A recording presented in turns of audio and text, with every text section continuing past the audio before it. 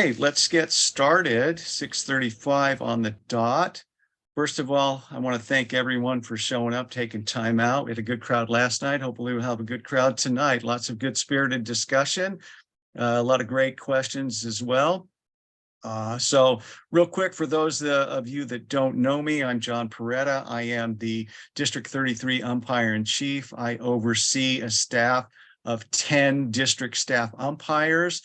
Our main goal is to provide training and support for the 15 leagues in District 33, and the Rules Clinic is one of the training opportunities that we put on as well. So I'd like to introduce the members of the district staff. We have John Evans from Serra Mesa Little League, Oliver Wardenauer from Kearney Mesa, Robinair Ruiz, Allied Gardens, James Patoka, district staff, Rick Castanon, Kearney Mesa Little League, Bill Owens, district staff, Ken Saxer from Mid-City Little League, Mark Beal, our outgoing former UIC that gave us 11 years of great service. Thank you for that, Mark. And we have Dave Graham, who will also be a presenter tonight, as with me, myself, and Mark Beal. And I also want to thank Dave Graham for jazzing up the PowerPoint presentation. So added our logo to it. Everything looks great. So yeah, tonight we're just going to go through some more of the rules. Some of them, not all of them, we're going to go through. We're going to touch on some of the highlights. A lot of them are generic to baseball, but many of them we're going to cover tonight are specific to Little League. So there's a lot of rules in there, especially as managers, coaches, and umpires, that we need to know. And everything is in our rule book. And this is available. The app is free. You can get it on your phone, laptop, iPad, whatever, even desktop. Or you can get the paperback edition as well too. Everything is available at littleleague.org. So it's good. So again, each night covers a little bit different material, and also this will be recorded again as well as last night and be put on the district website so you guys can reference it later. Okay, next slide, Dave. It's coming. All righty. And our next training opportunity is our field mechanics clinic at La Mesa National Little League. That will be Sunday, February 26th, this Sunday. Many of you should have already gotten the information, the flyer about that. It's possible, if the rain says, if the forecast is what it's going to be, we might get rained out on that. So we're going to push that back to the following Sunday if it's rained out. As of right now, it is on as scheduled. So it has not been canceled. So we're going to, if there's different information, you'll get either an email or check the district website or check with your league. So we'll probably know by Saturday morning if the fields are going to be in playable condition. We're going to try to have it at the same spot at La Mesa National if we have to push it back a week, but we're not sure. We have a little bit of a scheduling conflict, but we'll find a field somewhere and we'll get that information to you. Any level, any age is welcome. You don't have to dress like an umpire, but if you have it, bring a glove, your mask, and your indicator as well too. Okay. So these are some things that that we're going to have, that you're going to see tonight, with some additional commentary and some significant updates for 2023. We're not going to be covering every rule in every detail. So we're kind of shortening things a little bit for time constraints. And so there's, like the rule, like it says right there, there's no substitute for reading the rule book. So we encourage you to dive into the rule book and to start studying it, and obviously email us or ask any questions you have tonight. Next slide, Dave. So for tonight, as with last night, we ask you to please post your questions in chat. And there's breakpoints at the end of each section where we'll answer some of those questions. And John Evans is going to be moderating that. Also, probably at the end, if we have a little bit of time, we're happy to stay around a little bit longer, and you can ask questions in person if you'd like as well too. So that's what we asked you to do. It worked pretty well last night. And yeah, let's get going. So tonight we're going to start where we left off yesterday. And I'm going to turn it over to my esteemed colleague from La Mesa, and he's going to discuss batting out of turn. So Mark Beal, take it away. Okay, thanks, John. And also thanks everybody that's here. So I'm covering rule 6.07, batting out of turn. Very commonly also referenced as batting out of order, but we'll go by the rule book definition there. So 607 underneath the rule 6, the batter. So before we get started, I'm going to ask all of you to take out a piece of paper, because to understand this rule, there's really 3 words to know, understand, and remember. If you know how each of these key phrases or key terms is used and the definition, then it's really easy to understand this rule and invoke any penalties that you may if somebody is batting out of turn. So the first word is proper. And you're going to see in the presentation, I've underlined each of these words. So second word is improper. And then the third word is going to be legalized or legal. And, as you go through, you start to see, and, real easy. Proper means it's the batter that should be in the box at that moment, at that time in the game. Improper, again, somebody that's in the batter's box or becoming the batter is the batter that shouldn't be there. And then there are some, as I go through the rule, you'll see where an improper batter may be legalized to a proper batter, and then the batting order won't change. It's still going to say, the continuous batting order, CBO, in the order that it is, or for some chance you're batting 9 in a game, then it's still going to say those same 9 in the same order. If you do have a batting out of turn, the order of the lineup does not change. It is as presented to the plate umpire during your plate meeting, of course, with any substitutions or any changes to the lineup throughout the game. So really 2 rules or 2 sections of the rule. A is, batter shall be called out on appeal when failing to bat in his or her proper turn. So the key part of this is if a improper batter is in the box and it is discovered and you rule who you are calling out is the proper batter, the individual that should have been in the box. You don't call the improper batter out, you call the proper batter. And I can't remember from when this was typed up or not, but this would count as an at-bat during the game. So if a proper batter is called out for batting out of turn, it does constitute an official at-bat. Couple exceptions as you go through. The first one is the proper batter may take a position in the batter's box at any time before the improper batter becomes a runner or is retired. And of course, whatever the count is at the time the proper batter gets in the box is what the proper batter will assume. So improper can come out proper during if the batter doesn't reach base or so. And that's the first section. That's the easy section. So B is when an improper batter becomes a runner or is retired. So the improper batter somehow has completed the batting portion of the bat, and they reach base somehow.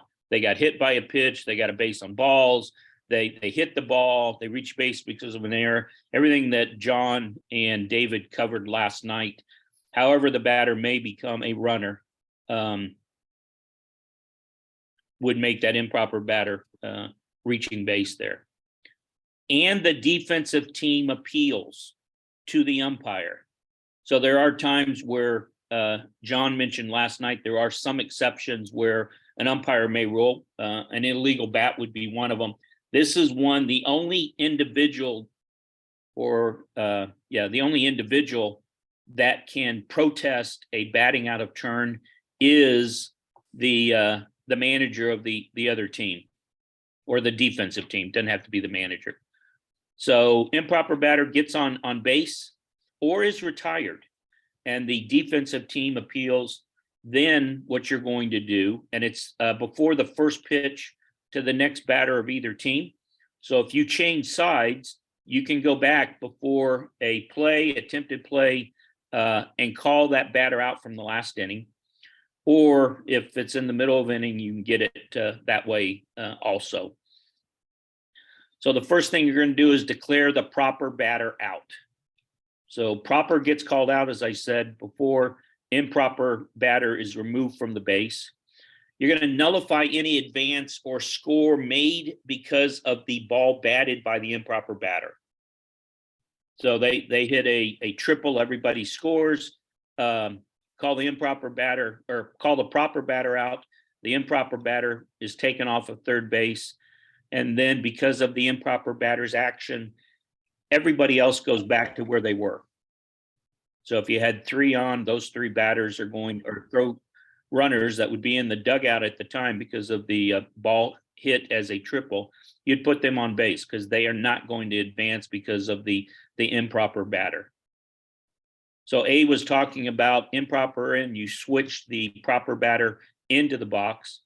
B is the improper batter became a runner or is retired, and you appeal. This is one that, as a former manager coach, this is one I may want to think about because I don't have to appeal it. It may be to my team's advantage to leave, Billy on the base. Maybe Billy isn't quite the offensive runner that the proper batter would be. It may be to your advantage, but it's your decision at the time if you want to appeal it or not. And of course, you have a small window to appeal it before that next play, attempted play, or before the next pitch. And then it talks about call the proper batter out, take the improper batter, and put all the runners back to where they would be if the improper batter hadn't hit the ball. So I keep using those terms because, as I said earlier, I wanted to drill them in because, again, those are the key elements of this rule. The note there on the screen, the very bottom, if a runner advances while the improper batter is at bat on a stolen base, a legal pitch, wild pitch, balk in intermediate and above, or a pass ball, that advance is going to be legal because there was nothing that the improper batter did to cause the runner to advance. No actions by the improper batter resulted in their advance. So those runners would stay at the base they gained, and the improper batter, even if they get called out, would still stay on those bases that they had. So we've talked about proper batter, we've talked about improper batter. Now the term legalized is going to come in. So that's what C talks about. When an improper batter becomes a runner or is retired, so you already heard that out of subsection B, and a pitch is made to the next batter of either team before the appeal is made, well, then the improper batter became the proper batter or is legalized as the improper or the proper batter. And everything happened during that at bat becomes legal and stands. So that's that window I was talking about. So if a pitch is made to the next batter, you've lost your right to appeal, and the improper batter then becomes the proper batter. So pay attention to how long that window is. Then D talks about proper batter is called out for failing to bat and turn. What do we do with the order? And that's what these 2 next sections talk about, is what do you do? So we know, and I'll start using batting positions now. So the proper batter should have been batter number 4. But for whatever reason, batter number 5 came up, called out. You're going to call out the proper batter. So you're going to call out number 4. And then who should be the next batter? Well, of course, if 4 got called for batting out a turn or failing to bat out a turn, then the next batter is going to be number 5. So even though number 5 went up, caused number 4 to be called out, number 5 is still going to stay in the box because number 5 is now the proper batter. So you see where the rule, you can become improper and proper and never take a step as you go through it. again, the key, and I'm going to say this a few times, know who the proper batter is, and then it's easy to decide what the penalty or your actions are going to be. Going to number 2, improper batter becomes a proper batter because no appeal is made. Really, I just covered that. Shall be the batter whose name follows that of such legalized improper batter.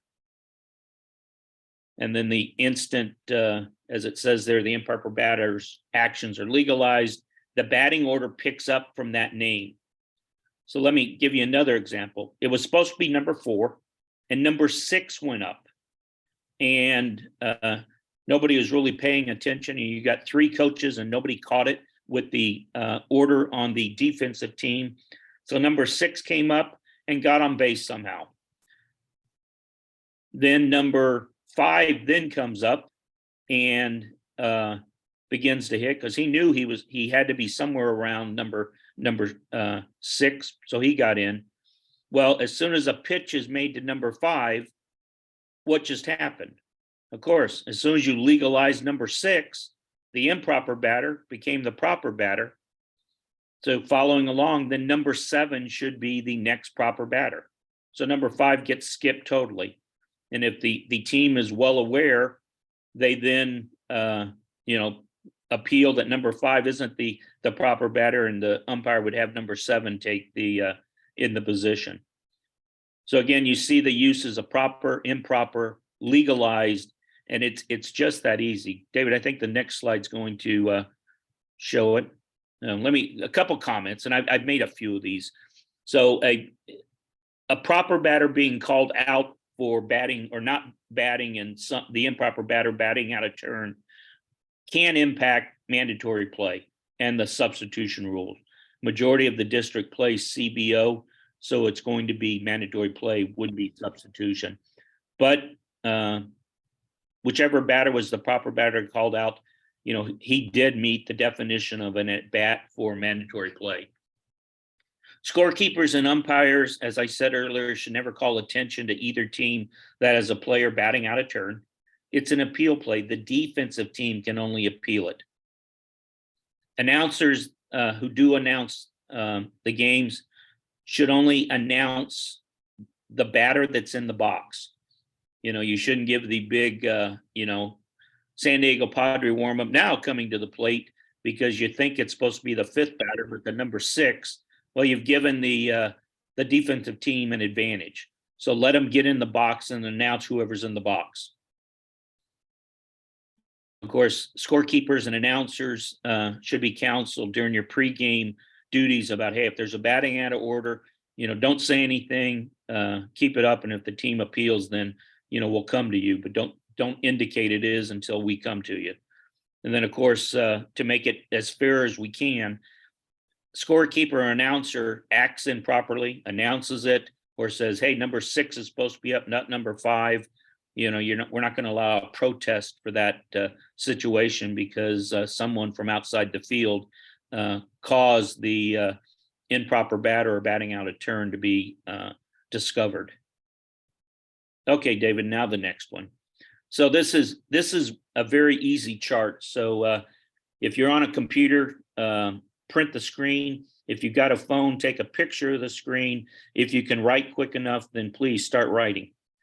But it's sort of a little guide to what do you do. So how to resolve the issue. Once again, identify the batter in question and if the proper appeal window is still open. Go back one batter. That batter is proper by definition, either proper or legalized. And then, here's the real question. Was the batter in question the proper batter? If the answer is yes, well, then there's no penalty. The previous play stands, and then look at the lineup card. We're assuming the proper batter has reached base or has been retired. Look to see who's after the proper batter. That's who the next one in line is, or should be in the batter's box. If the question is asked and the answer is no, then call the proper batter out, reset the last play, and then the batter that should be in the box is the one who follows who you called out as failing to bat in their proper order, the proper batter. So that's what I have. Remember those three terms that I asked you to write down? Because if you keep those three terms and when they're utilized, Rule 607 is very easy to enforce in the games.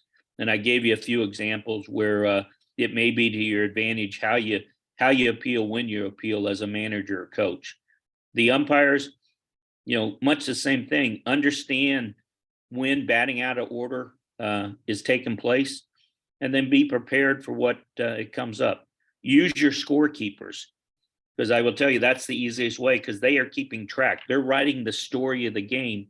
Go back and have them repeat how the game has progressed, and it'll help you identify which of the three terms you should be using at the time. And that's what I have, John, on 607. Thank you very much, Mark. I appreciate that. You explained it so much better than I do, so I'm very happy for that. Couple of things. I write the words on my fingers, actually, John. Right. Very good. Well, before we go on, is there any questions about batting out of turn?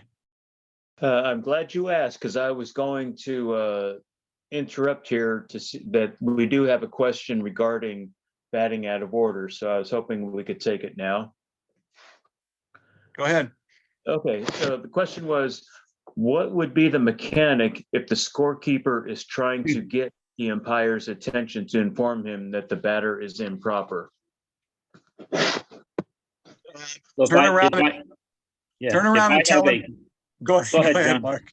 No, I was going to say, turn around and tell him to be quiet. Right. So go ahead, Mark. You can take this one. There's two options. Tell them to be quiet or go back and find out what they want. And if you know it's a batting out of order in your mind, please don't turn around and say, hey, I know they batted out of order, let them appeal.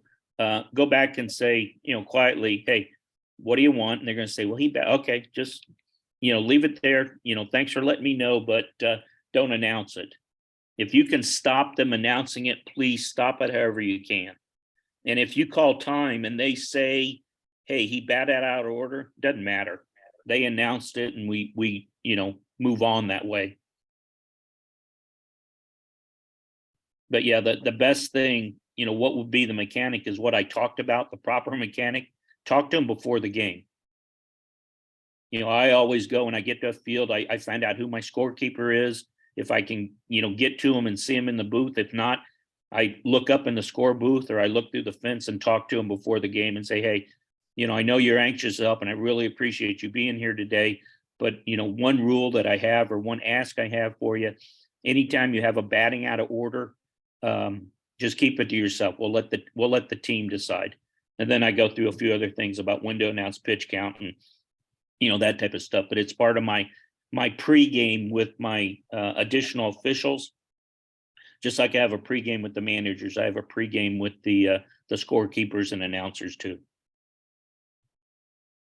Thank you, Mark. Just a couple more things on that about batting out of turn. It underscores the importance of keeping a proper lineup card as well too, so you're not relying just on the scorekeeper. So that's why it's one of the reasons, one of the many reasons we impress upon our umpires to keep a good lineup card, not only during the regular season, but also for tournament time and all-stars as well. And also in the rule book that maybe I mentioned, it's free with the Little League app, or you can purchase it online. There's a number of examples of batting out of turn in the rule book as well too. So you can, under 607, you can go and take a look at some examples of that. It seems confusing, but once you understand it, it's a little easier to wrap your head around. But it does happen, and if you're an umpire and sometimes a manager, you're going to have to deal with it at some point during a game. All right, let's move on to the pitchers.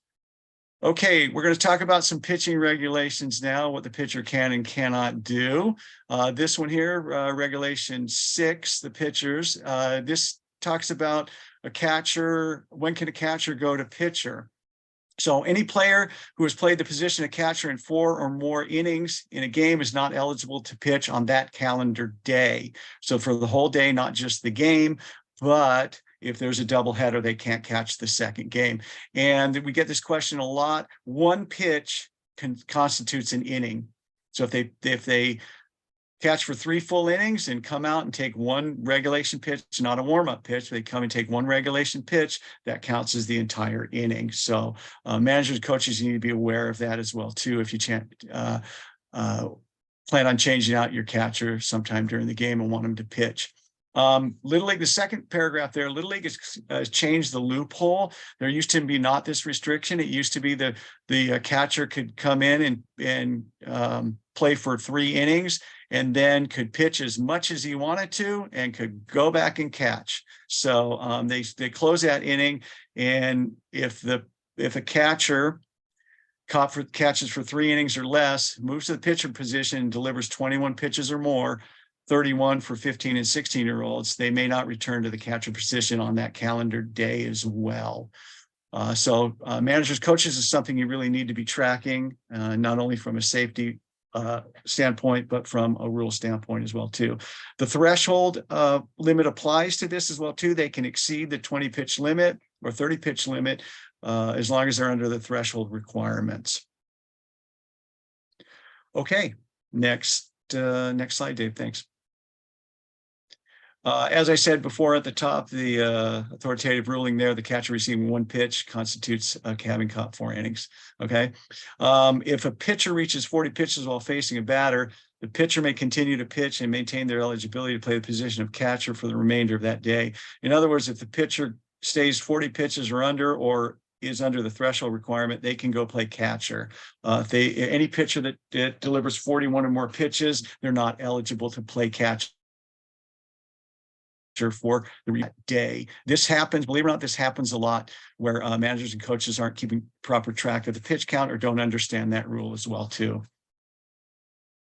Okay, this is regarding pitchers going back into a game. Majors and below, once you remove a pitcher, they cannot return to that game. So there's no exception on that one. Intermediate and above, a pitcher removed as pitcher and remaining in the game defensively may return to pitch once per game. So that's important to remember, that remaining in the game defensively, and that would be either with bat 9 or, as most of us use, continuous batting order.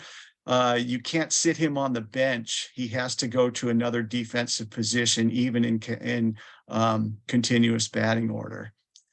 And then here's another one too. This is I think is a fairly recent rule. Correct me if I'm wrong on that one, but a pitcher may not pitch on 3 consecutive days, regardless of the number of pitches. So this usually doesn't come into play for your regular season games. But if you're competing in one of the tournaments, you'll have a game on Friday, Saturday, and Sunday. So you're going to have some pitchers that if they pitch on Friday and Saturday, they cannot pitch on Sunday, regardless of their days of rest requirements. So you need to be aware of that as well too. Next slide, Dave. So pitching in more than 1 game a day, intermediate and below, you cannot pitch more than 1 game a day. Just generally doesn't come into play too often. Most of the time we don't have double headers, but sometimes in some of the tournaments you may. We have in the past. Junior and senior league, a player used as a pitcher can be used as a pitcher in up to 2 games in a day. The only exception is a 12-year-old playing in the junior senior division. But there's a caveat on that.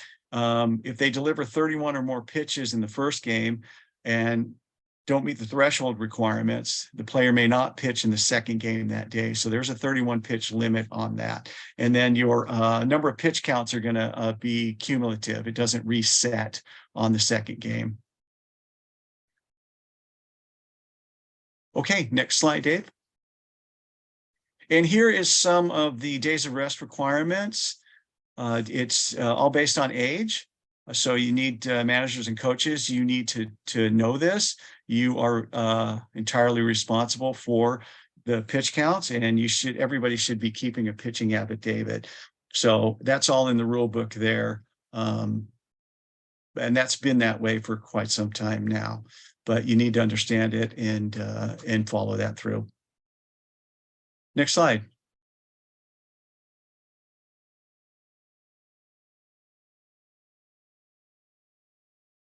So you got to have a scorekeeper at each game. And they're typically supposed to stay in the box. If you have a score box or somewhere away from the team, they're not allowed to sit in the dugout, in either team's dugout. Remember, a scorekeeper is basically working for the game, working for the umpire, or with the umpire as well too. So they're game official. They're not affiliated with any team as the official scorekeeper. The scorekeeper can be the official pitch count recorder as well too. Or they can be separate people as well, someone else. But again, they're not to be in either a dugout. They're a game official. They are not a representative of any team. Again, as I said before, the manager is solely responsible to remove a pitcher when that pitcher is no longer eligible, even if the pitch count recorder USA fails to notify them. So regardless if the official pitch counter or scorekeeper has a different pitch count, it falls on the manager. So it's incumbent upon you guys to make sure you track that. And you see it a lot of times during games where the manager will go, typically if they're getting close, they'll verify that frequently, and that's okay to do. It's really easy to do. You can call time. It doesn't count as a visit or anything like that, but it's important that you know that you're responsible for that. And it is a protestable situation as well, too, if you violate any portion of Regulation 6. Okay, let's talk about the withdrawal of an ineligible pitcher after the pitcher is announced. So say you put in an ineligible pitcher inadvertently and don't realize it. So even if they're warming up, but before that player is pitched to the batter, it shall not be considered a violation. So that's just to fix it. We're going to fix that. And that's the importance of keeping a good pitching affidavit and making sure that your pitch count is recorded properly. So we want to do everything in our power to prevent a protest. This is one of those situations where the scorekeeper can alert the umpire that there is. Batting out of turn is a different situation. That's an appeal play. But something like this, we want to protect the player. So scorekeepers or anybody else, even the opposing team, if you know about it, we got to protect the player's arms. So bring it to the attention, and that is not a protestable situation if it's before they thrown a pitch. But once the pitcher does pitch, then it is a potential pitch is a regulation, a legal pitch. Then it could be a protestable situation. But in other words, we want to avoid that at all if possible. In intermediate, junior, and senior, once the pitcher is replaced, you cannot bring the starter back in until the replacement pitcher has pitched to at least one batter. And that is also true in the lower divisions as well too. Not that you can bring the starting pitcher back in, but your replacement pitcher cannot be replaced. So if you bring a pitcher in, he's got to face at least one batter. There's a couple of conditions there in the rule book, but he has to pitch it to at least one batter before you can replace the pitcher again, unless they're go back, Dave. Unless they are injured, then obviously we're going to replace them. So if a kid comes in and he throws one pitch and hurts his arm, well, then obviously that you're going to be able to circumvent this rule. But if there's nothing else, they've got to pitch to at least one pitcher. Okay, next slide. So let's talk about the legal pitching deliveries that you're going to see in baseball. You see the windup and the set. Most people are familiar with this. From these positions, either the windup or set, the pitcher may deliver a pitch to the batter, step and throw to an occupied base, disengage the pitcher's plate with the pivot foot. So there's a little bit of a misconception sometimes that right-handed pitchers have to disengage the plate to throw to first base. That is not what the rule says. You can step and throw to an occupied base while engaged in the pitcher's plate to any base, regardless if you're a right-hand or left-hand batter. So we try to teach our umpires this as well. It's not a violation, but they do have to gain distance and direction to the base that they throw. Typically, you will not see a right-handed batter throw to first base from the rubber, but they could. I don't believe I've ever seen it, and I don't believe it would be all that effective. And in from the windup position, once they start their windup, once they lift their non-pivot foot, that commits them to pitching the ball. So you have to be careful in a windup position. If you're going to try to pick from the windup position, that step better be directly to that base. Okay, next slide, Dave. So here's another one that I like to say, don't make this your best call.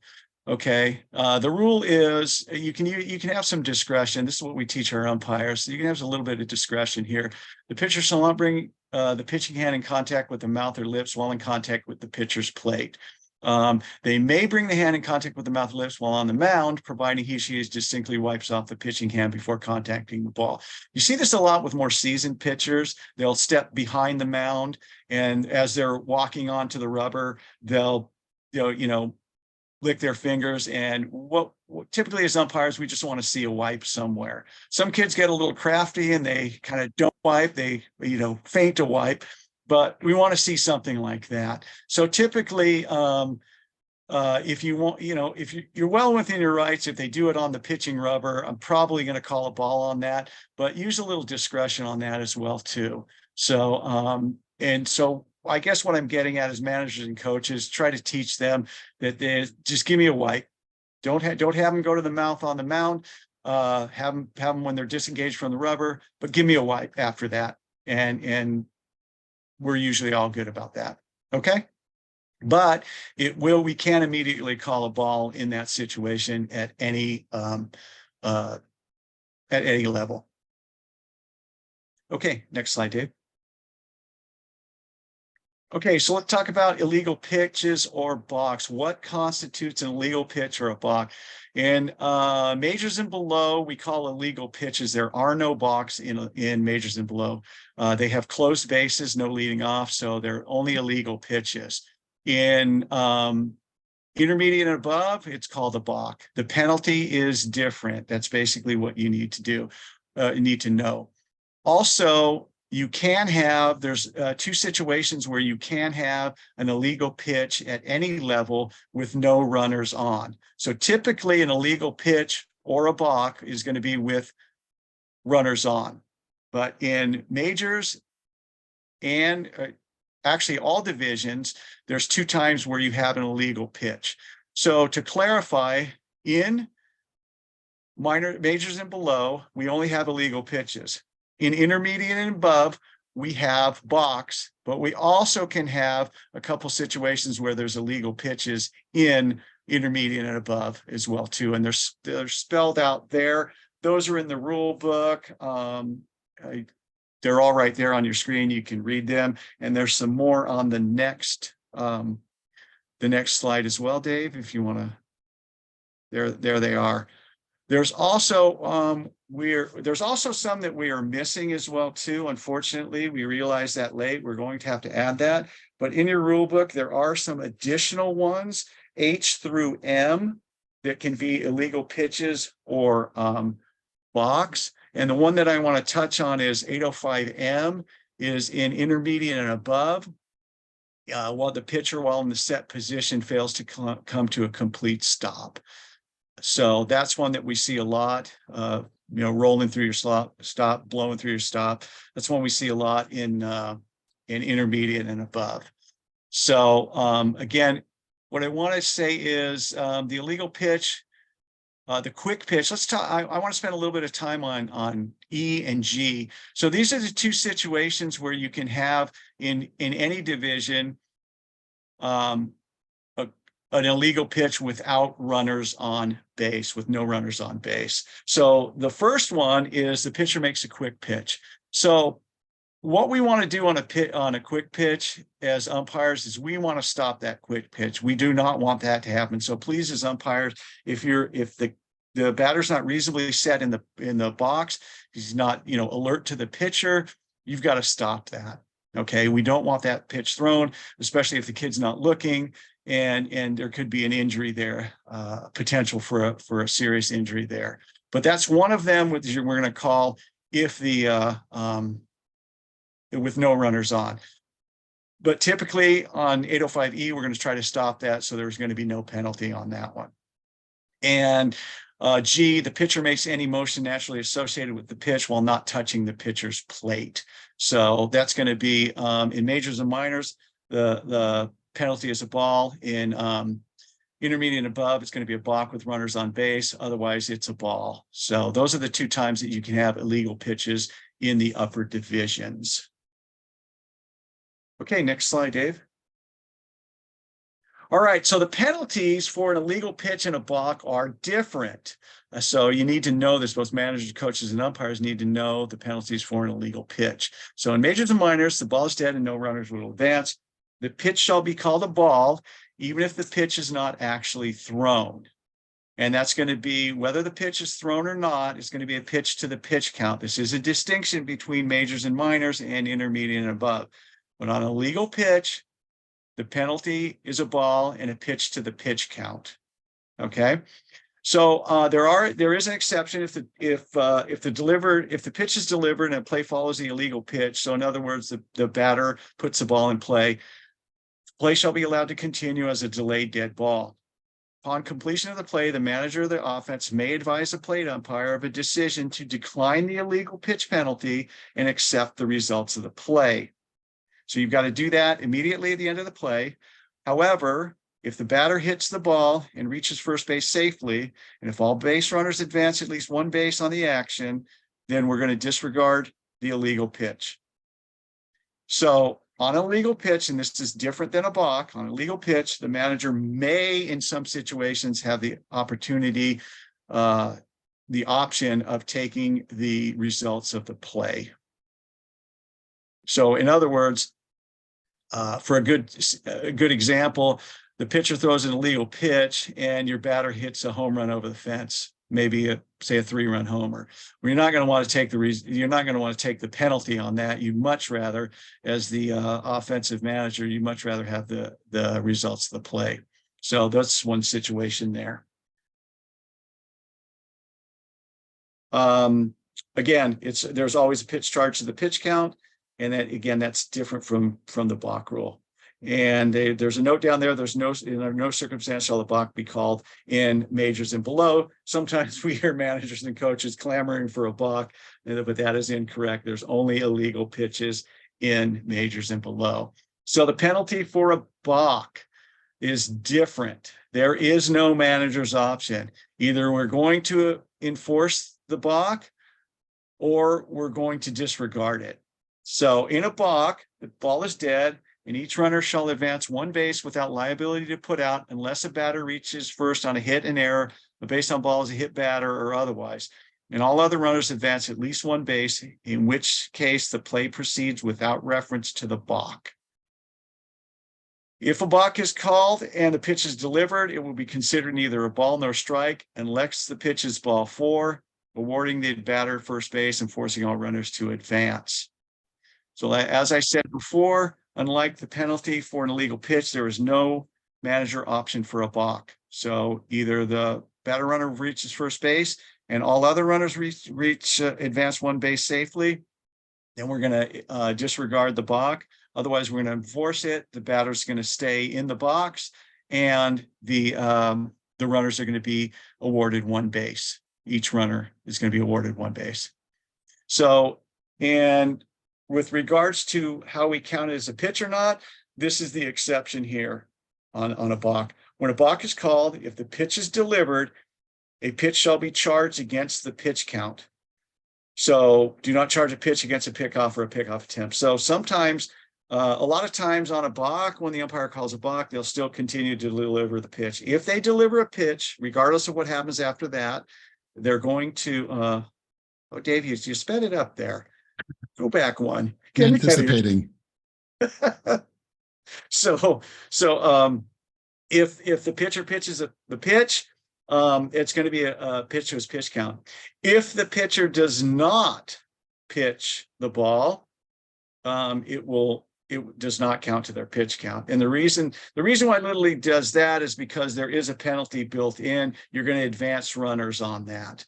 On an illegal pitch in majors and below, it's always a ball because there's no advancement penalty. You're not going to award runners bases on that, but on the upper divisions, you will. And so that's the difference there. So you need to know that, especially if you're a scorekeeper or your manager or coach is keeping track of your pitcher's pitch count. Okay, now we can move on, Dave. So this is one. I want to spend a little bit of time here. This is one of those rules that we need to change a word in here because it causes a lot of confusion. And it's right there at the note. The purpose of the balk rule is to prevent the pitcher from deliberately deceiving the base runner. That is not really accurate. And so that plays with a lot of managers, coaches, and umpires thinking that the pitcher cannot deceive the base runner. That is not true. There's all sorts of things that the pitcher can do to deceive the base runner. So just like I said on the keeping one foot in the box, change that or to and, you should change the word deliberately to illegally. So it should really read, the purpose of the balk rule is to prevent the pitcher from illegally deceiving the base runner. And that clears up a lot of things. So there's things that a pitcher can do that could consider being deceiving, and there's things that they can't do that can be considered being deceiving. So I would suggest you to keep that in mind about that. Also, so the sections 1 or 2 there, straddling the pitcher's plate without the ball is to be interpreted as intent to deceive and rule the balk. You have to be careful on this one there. That is usually comes into play on a hidden ball trick. So umpires, you've got to be aware of the status of the ball at all times because that happens more frequently than you think. And also managers and coaches, if you're going to pull that hidden ball trick, make sure your pitcher is not, straddling on, or I believe the rule is on or astride the plate. So your pitcher better be, to keep things safe, they should be not even really on the mound. So on or astride is a little vague, or astride is a little vague. So anyway, we see that a lot. Okay. And also section 2 there with a runner on first base and the runner attempting to steal second, the pitcher may make a complete turn without hesitation towards first and throw to second. This is not to be interpreted as throwing to an unoccupied base. So the rule states that the pitcher cannot throw to an unoccupied base, and a lot of people just stop the rule there. Well, there's more to it. It's the pitcher may not throw to an unoccupied base except for the purpose of making a play. So if that runner's stealing, he can throw to second base. Okay, next slide, Dave. Defensive visits. This has changed in recent years. It used to be 3, but now it's 2. So unless you're in the minors division. So a manager coach may visit a pitcher once, minors twice per inning. On the second visit, minors third, the pitcher must be removed. And that's in an inning. So you get 1 for free in an inning. Let's talk about majors and above. You get 1 free in an inning. And the second time you come out in that inning, you got to remove your pitcher. It used to be 2 for free, and the third time, like the minors rulers, they didn't modify the minors rules. That's still under the old rules. You get 2 for free in a game, majors and above. That's cumulative. But on the third visit during the game, you got to remove your pitcher. So this changed, I don't know, 3, 4, 5 years ago, something like that, if I remember correctly.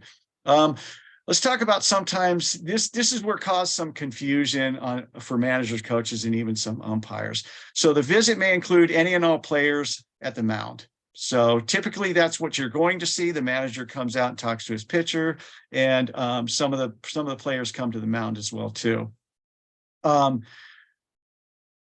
It does not matter if you're on defense. It does not matter, managers, who you talk to.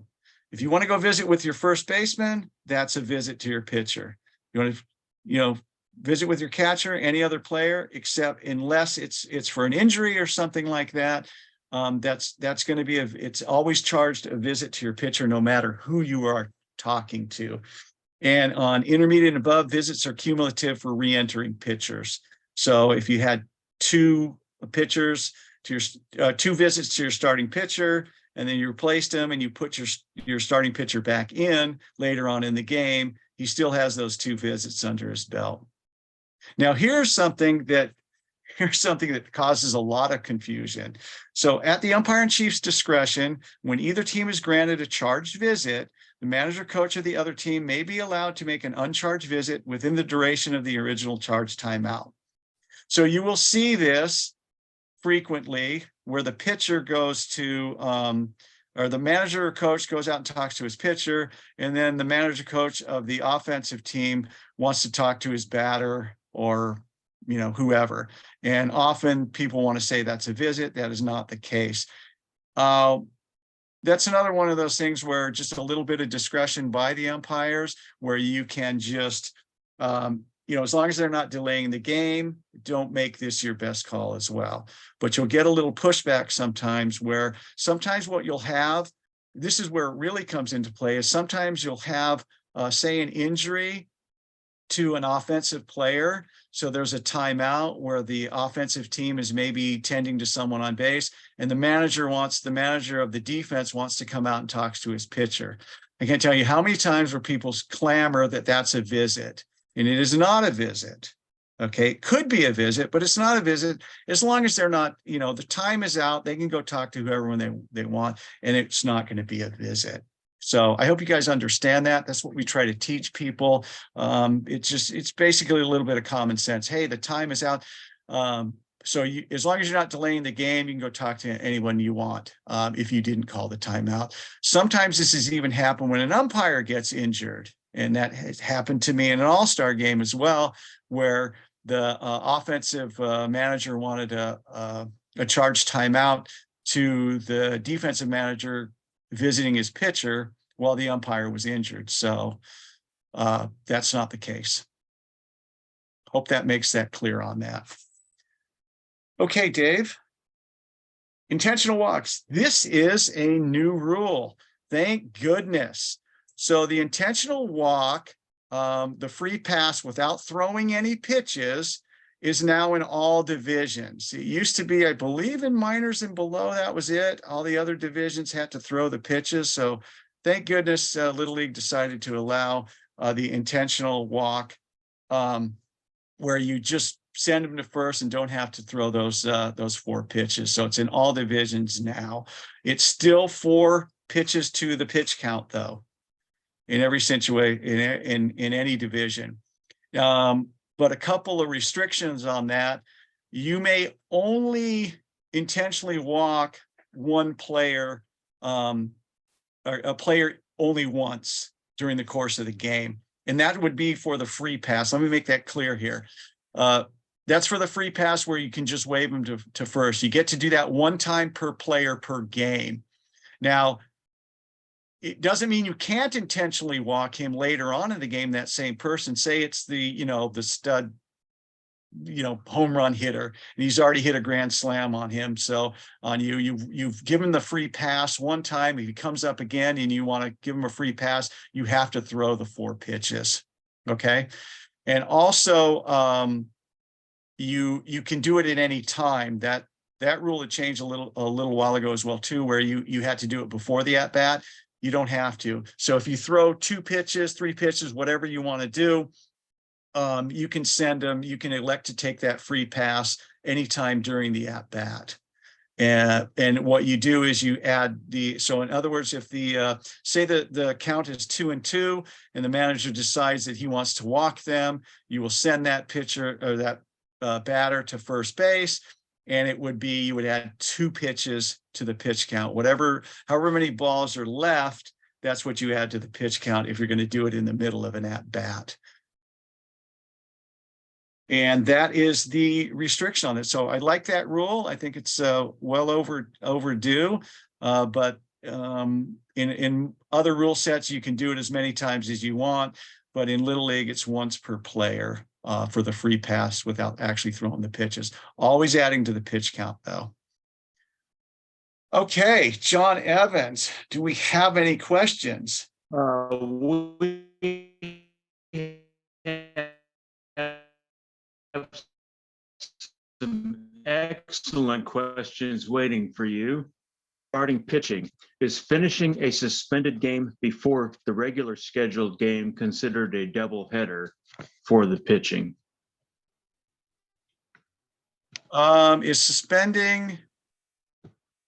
Hold on, let me see if I can read that picture or that slide. You're finishing, you're resuming a suspended John, you want some game. help? Not, It's John. Yeah, John, you're cutting out. John Evans, you're cutting out a little bit. the question was, is a suspended game played before a regularly scheduled game, do those two games constitute a doubleheader? Remember what the rule says. The rule says for that day, for the day, not for the game, for the day. So if they've exceeded their limits in that game, whether it's suspended or not, they cannot on the same day go back to another pitch or catch if they've exceeded those limits. So because the rule says per day. And that's for major and minor, right? Because there's the exceptions. If you throw 30 or less or 20, I don't remember the exact number on the. Yeah, but if you exceeded those amounts, it's still, Right. even in intermediate and above, it's Right. still for that day. And then Okay. John, what's the next question? So I hope that answers that question, John. If you're not cutting out, what's the next one? Okay, we'll try again. Penalties when the pitcher drops the ball on or off the rubber, and if runners are on base or no runners. John, did the So- question indicate what division? I don't believe it does. I'm seeing it right here.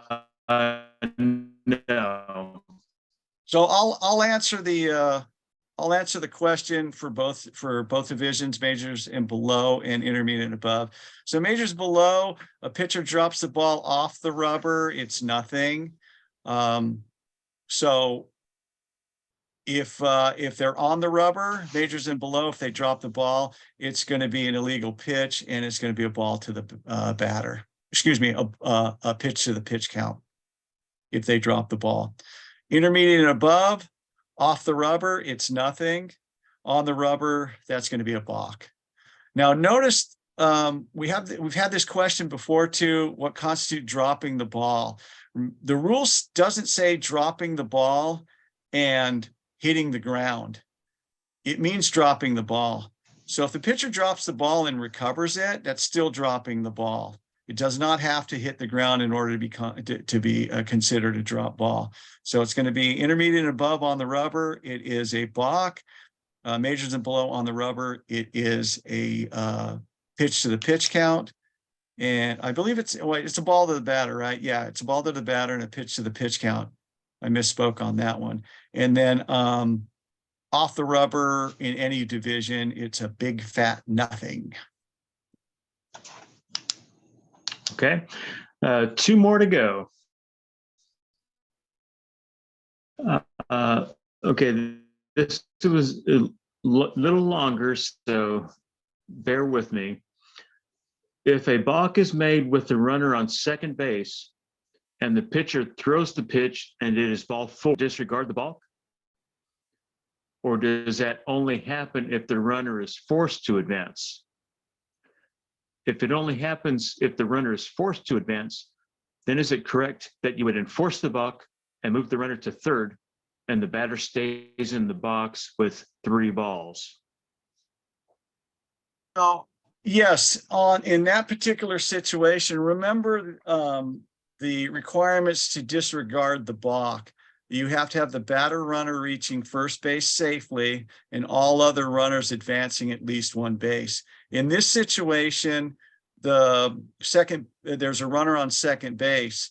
So on ball 4, the batter runner would get first base, but the batter runner hasn't been forced to advance. So we cannot have that situation.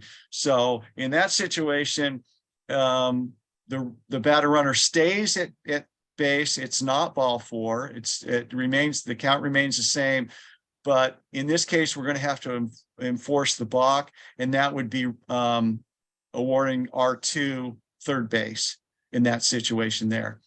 If it was a runner on first base, and then it was ball 4, he balked on ball 4, then the requirements of disregarding the balk would be met. The batter runner would be awarded first base, and R1 would be forced to advance to second base. I hope that asks, and that was a question if you came to the umpire meet and greet. I believe that was one of the questions that we covered, something to that effect. Okay, John, next question. We have any more? We have 2 more. Okay, there was a situation last year in the TOC minors tournament where one of the coaches went to the mound to help a player tie his shoe before the inning started, and they were charged with a mound visit. Would that be accurate? Oh, I hate to admit it, and I hope the umpire that made that call is not here, but more than likely on that particular play before the inning started, if there was no real delay, and even if there was a little bit of a delay, I mean, how long does it take to tie a shoe? I'm not going to charge a visit. Me personally, I'm not going to charge a visit. There might be some case play. There might be some rule support for that to charge the visit. I mean, I guess you could if you really wanted to, but in that situation, I think I'd encourage the umpire not to do that. We call that picking up the dirty end of the stick, and you can change dirty with a word that starts with SH. So that's what we call it. So in that case, I would rather see a little bit of umpire discretion. The kid tying a shoe. Now, I mean, it's minors. You would think those kids could tie their shoes, but I don't know. But however, in this situation, you as an umpire, you also have to be cognizant that maybe the coach is trying to pull a little shenanigans there by tying his shoe and talking a little bit of strategy as well too, to circumvent a visit. So that could have been the case as well too, where the umpire thought that maybe the coach was trying to skirt the rule there. If it was just an honest, I need to tie a shoe, but I mean, it may raise some eyebrows. Why can't the kid tie his own shoe? But it's before the inning as well too. So the coach can be out there before the inning talking to his pitcher. As long as he's not delaying the game, they've got a minute. Generally speaking, the rule book says a minute between innings. So, probably not, but it's kind of a hat to be their situation. Okay, one more, and then I might add one as well. Okay. Let me go ahead and add mine first. In regard to the mound visit, when the manager comes out to replace a pitcher during an inning, at what point, if the manager stays at the mound while the pitcher is delivering his warm-up pitches,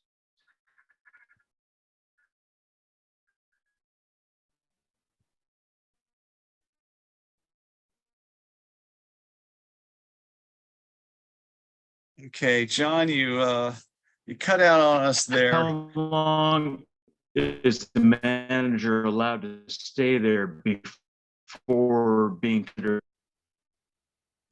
Okay, let me try one more. This is the pitcher between or during an inning. How long is the manager allowed to stay at the mound while the pitcher is delivering his warm-up pitches before a visit may be charged? Are you talking during an inning? So he's come out to talk to his pitcher, or he's replaced the pitcher, or? Yes, he's come out to replace his pitcher during an inning. And the pitcher is delivering his warm-up pitches. At what point is should the manager leave the mound to go back to the dugout and not be charged with the visit?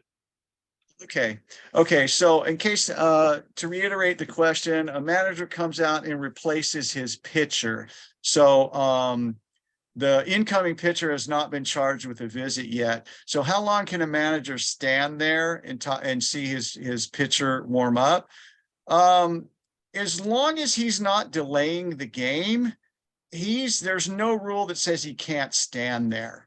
So as long as he's not delaying the game, if typically I'll use a little bit of prevented umpiring there, and we usually give usually new pitchers, we usually give them about 8 pitches. So that's a good rule of thumb. So on the second pitch, with 2 pitches left, we'll probably say, hey, 2 pitches. And then I might just kind of motion to the coach, hey, coach, we got 2 pitches, let's go. And they'll usually they'll get the message as well. If they want to stay out there and have a standoff, then sometimes you've got to say, hey, you're going to be charged with a visit. So I'd use a little bit of prevented umpiring there to kind of get the coach to leave, but he can stand there. Sometimes the coaches want to see their mechanics of their pitcher, or maybe that pitcher might be coming off an injury or something like that.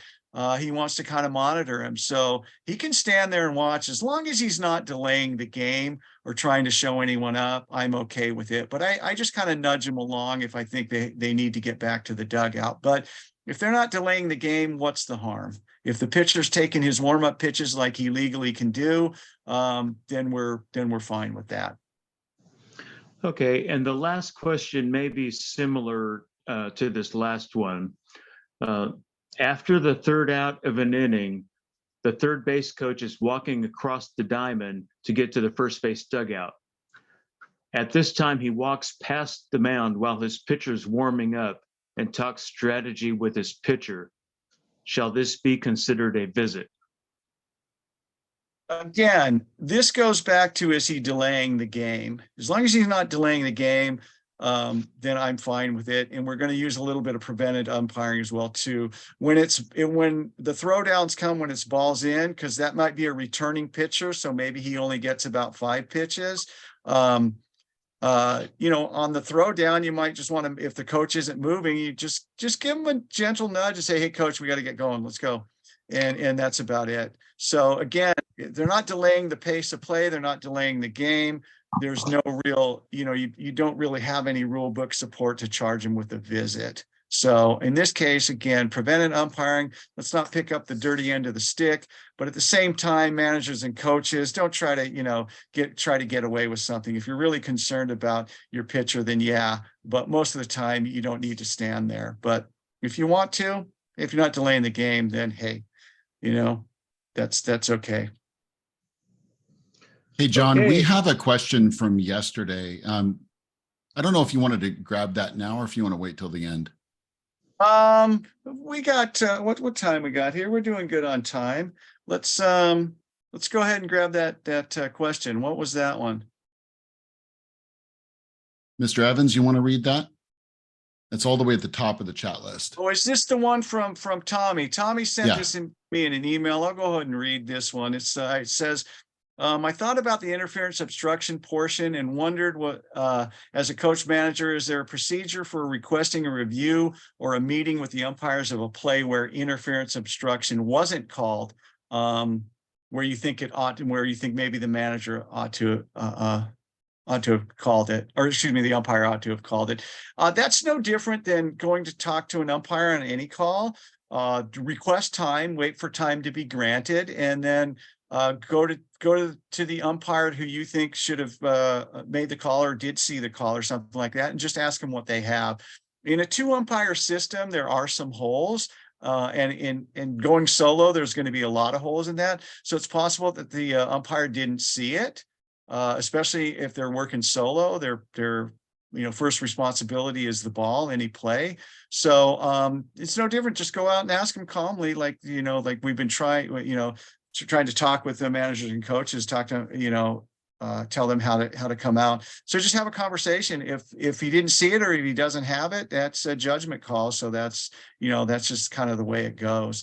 But it would be no different if you have a question about an umpire's call.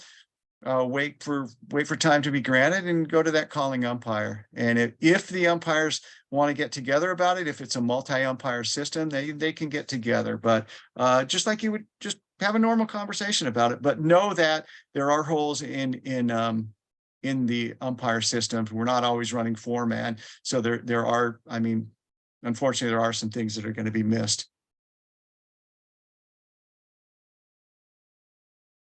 Okay. Anything else? Is that it? That looks like Okay. it. Moving on to game management. Let me close this chat window up here real quick, and we'll get through some game management things. And then after that, I'll speak for a little bit longer. Then we're going to turn it over in a little bit to my esteemed colleague, Dave Graham. Okay, let's talk about mandatory play. This mandatory play in the rule book, your league may or may not have enhanced that to make it more than 6 defensive outs. But the green book, well, we used to call it the green book, the Little League rule book, is every rostered player present at the start of a game will participate in each game for a minimum of 6 defensive outs and bat at least 1 time. So your local league may have changed that to 9 defensive out, maybe 2 at bats. Typically, with CBO, with continuous batting order, the only thing that you're going to see is maybe enhancing the defensive outs. Some leagues have requirements that kids may have to play a certain amount of time in the infield, but this is the minimum that you have. And you also have to know that this also takes into account what constitutes an at-bat. So you need to know the requirements of how an at-bat is met as well too. One of the things that came up was you see that highlighted in yellow there, present at the start of the game. So every roster player present at the start of the game, they're going to play for 6 defensive outs, not continuous in when we're using continuous batting order. They don't have to be consecutive defensive outs. They just have to do 6 defensive outs and bat at least 1 time. It's easy to do in CBO. I'm a big fan of it. But let's go back to the present at the start of a game. So if they're present at the start of the game, they have to meet this. If they show up late, so they show up late after the start time of the game, it is the manager's option to whether they want to insert that player into the game. So if you're late to the game, if player's late to the game, it's the manager's option. They don't have to put him in. Now, I incorrectly assumed for years that if the manager put that kid in that arrived late, that they had to meet mandatory play as well. That is not the case. I confirmed that with Western Region. So if you have a late arriving player, Little League's philosophy is get them in playing whatever they get. Okay, so if it's a late player, they don't have to meet mandatory play. Okay, so that's one of the things that Dave and I, it came up in a conversation putting this PowerPoint together, so we made sure we wanted to clarify that. So if there is a penalty if they don't. If they don't, they've got to make up that time in the next scheduled game. Regardless if the game is shortened for any reason, they still have to make that up. And so the penalty for a manager, and this could be different, your league might frown upon this a little bit more. They can enhance these penalties. The first offense is written warning, the second offense is suspension, and the third offense is suspension for the remainder of the season, or suspension for 1 game on the second offense, excuse me, and the third offense, suspension for the remainder of the season. So you guys need to know that comes up a lot. And I'm going to give you a little teaser. The mandatory play has changed for all-stars as well too. So you're either going to have to look for that in the rule book, read it on your own, or come to the all-stars managers and coaches meeting where we'll explain the new mandatory play requirements for all-stars. It's been a major change with that. I'll leave you with that little teaser. Next slide, please, Dave. Again, here, I talked about that. If violation was intentional, that could be a much more severe penalty. Okay. So no penalty for a manager if the game is shortened. I alluded to this earlier. So say it's a run rule or something like that, but the penalty regarding the player who did not meet mandatory play cannot be reduced or waived in a shortened game. So you got to make it up the next game. And then in minors, a player will be credited for 3 consecutive outs if the inning ended by run rule, unless player did not play defensively for an entire inning. And being called out for using an illegal bat, that does qualify as an at-bat for the purpose of this rule. But most everybody's using CBO, so most of your kids are going to meet that one at-bat requirement. No issues at all. Okay, next slide, Dave.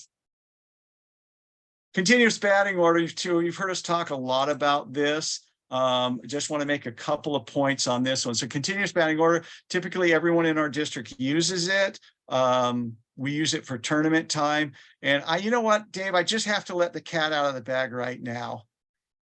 Continuous batting order is going to be used in all-stars as well. A collective gasp emits from the audience. So continuous batting order is now going to be the norm in all-stars, and there is no mandatory field play requirements in all-stars anymore. It's just going to be CBO, and you can have those 9 players play the whole game if you want to. That's going to be the new all-stars rule. So anyway, I just had to do it. Let the cat out of the bag right now. So, but a couple things on CBO. We've been doing it a long time. One of the things that I want to impress upon, and this comes up every so often, that people that haven't read the rule or don't understand it. It's the third bullet point down there.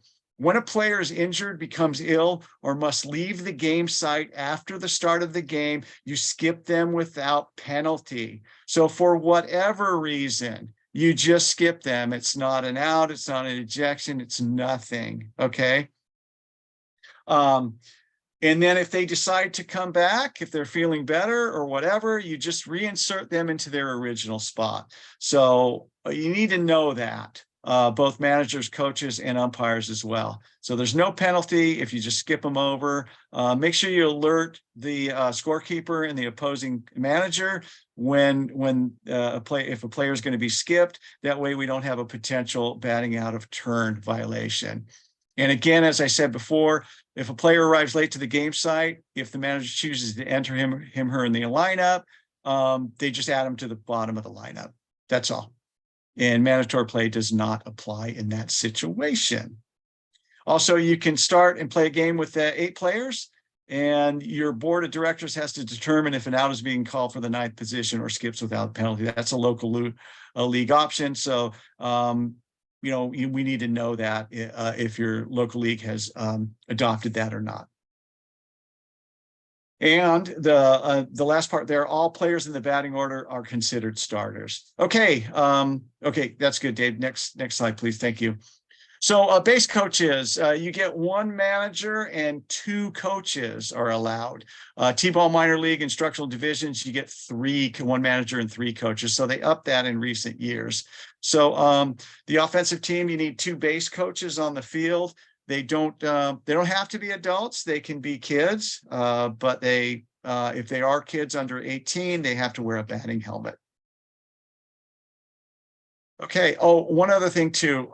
If there are kids in the dugout, there must be an adult manager and coach in the dugout with them as well. We see this rule being violated frequently. So just remember that if you got kids in the dugout, there's got to be an adult in there, an adult manager or coach. Okay, next slide. Oh, ejections. This is where everybody wants to talk about that. So we're going to spend a little bit of time on this, on ejections today. It's part of the game. Let's talk about what happens when a manager or coach is ejected from a game. So when a manager, coach, or player is ejected from a game, they shall leave the field immediately and take no further part in that game. They may not sit in the stands and may not be recalled. A manager or coach ejected from a game must not be present at the game site for the remainder of that game. So leagues, you're going to have to decide what the game site is. Typically, that includes the parking lot. They've got to leave the site. That's the rule. And that's for managers or coaches. Also, any manager or coach or player ejected from a game is suspended for his or her team's next physically played game and may not be in attendance at the game site. So if you get ejected from a game, you're going to serve a 1-game suspension and don't go to the field, either as a coach, manager, or player. Just don't go to the field. You can go there before the game to drop your player off, say if you're a manager or coach and you have responsibility of getting your child to the game. You may drop them off before the game, then you have to leave the site and you may return afterwards to pick up your child, but you can't include any pregame. You cannot participate in any pregame or postgame activities. Okay. So regarding a player that gets ejected, so player gets ejected can be turned over to their parents if they are if the parents are there, you turn them over, then they have to leave the game site. If their parents are not there, or a manager, or they're the son or daughter of a manager or coach that's on the team, they can stay in the dugout, but they've got to sit in the dugout and they've got to stay there. They can't participate in anything. So that is if you cannot release them to an adult or their parents or a guardian, in that case for a player. But if you're an adult, you got to leave the game site. Okay, so let's talk about what's what happens, how people get ejected. So as umpires, we kind of the rule of thumb is the 3 P's of being ejected: personal, profane, or prolonged. So that's kind of the rule of thumb. Sometimes some ejections, prior to getting ejected, we can issue warnings. Some things are an auto eject, that there's going to be no warning. So you have to know if you cross the line or not. But again, certainly if you make it personal, hear things like "you suck" or things to that matter, add your favorite adjective in there any way you want to. That's going to be an auto eject. If it's profane, it's pretty much going to be an auto eject as well too. And if it's prolonged, if you won't let it go, if the umpire is holding his hand up and saying, "Hey, we're done here," and you keep it going, then you run the risk of being ejected. Okay, so here's some of the things about, there's certain things there. There's going to be an immediate as well too. A batter drawing a line in the box with his bat, that's pretty much an auto eject. So there's lots of examples online. One thing I want to talk about is, and this is really, unfortunately, this has kind of really hurt our industry a little bit with regards to keeping umpires. And one of the things that I heard at Western Region when I was instructing up there a couple of weeks ago is, one of the mantras you hear from Little League is, "I want to keep the manager or coach in, I want to keep a manager or a player in the game. So we want to keep the manager or coach in the game." I just don't subscribe to that point of view. And I'll tell you why, because it has hurt our industry in terms of the lack of umpires. In my opinion, if a player or manager's got to go, they got to go. I don't care. I don't care if they're, I don't care if they're best player on the team or they're super nice guy outside of that. They cross the line, they got to go. And the reason why I don't like this, I want to keep the player or the manager in a game. It is not our job to keep the player or manager in a game. In fact, we're moving forward. We're going to encourage our umpires to take less abuse. And in my opinion, not just in Little League, but in high school baseball, we don't eject enough. And what happens is by having that mentality of, I want to keep the kids or the coaches in a game, we tend to take more abuse than what we should have, than what we should.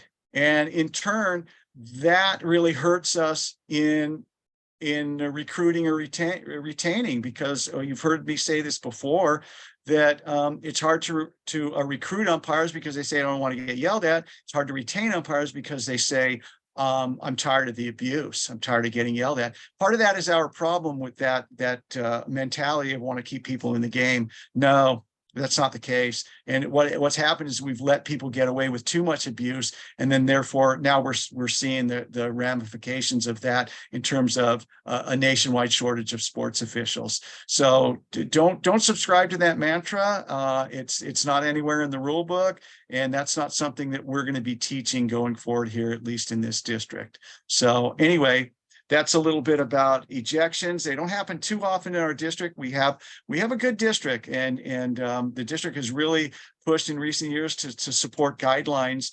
and standards of behavior. So we have a good district. It's not the case when you go to other districts as well. If you travel for all-stars and stuff like that, you'll find that districts do things a little bit different. But anyway, that's what I want to talk about ejections a little bit. Fortunately, they don't happen often, but they are, a byproduct of the game. Okay, next slide, Dave. Q&A. Is that it? Any questions, John Evans?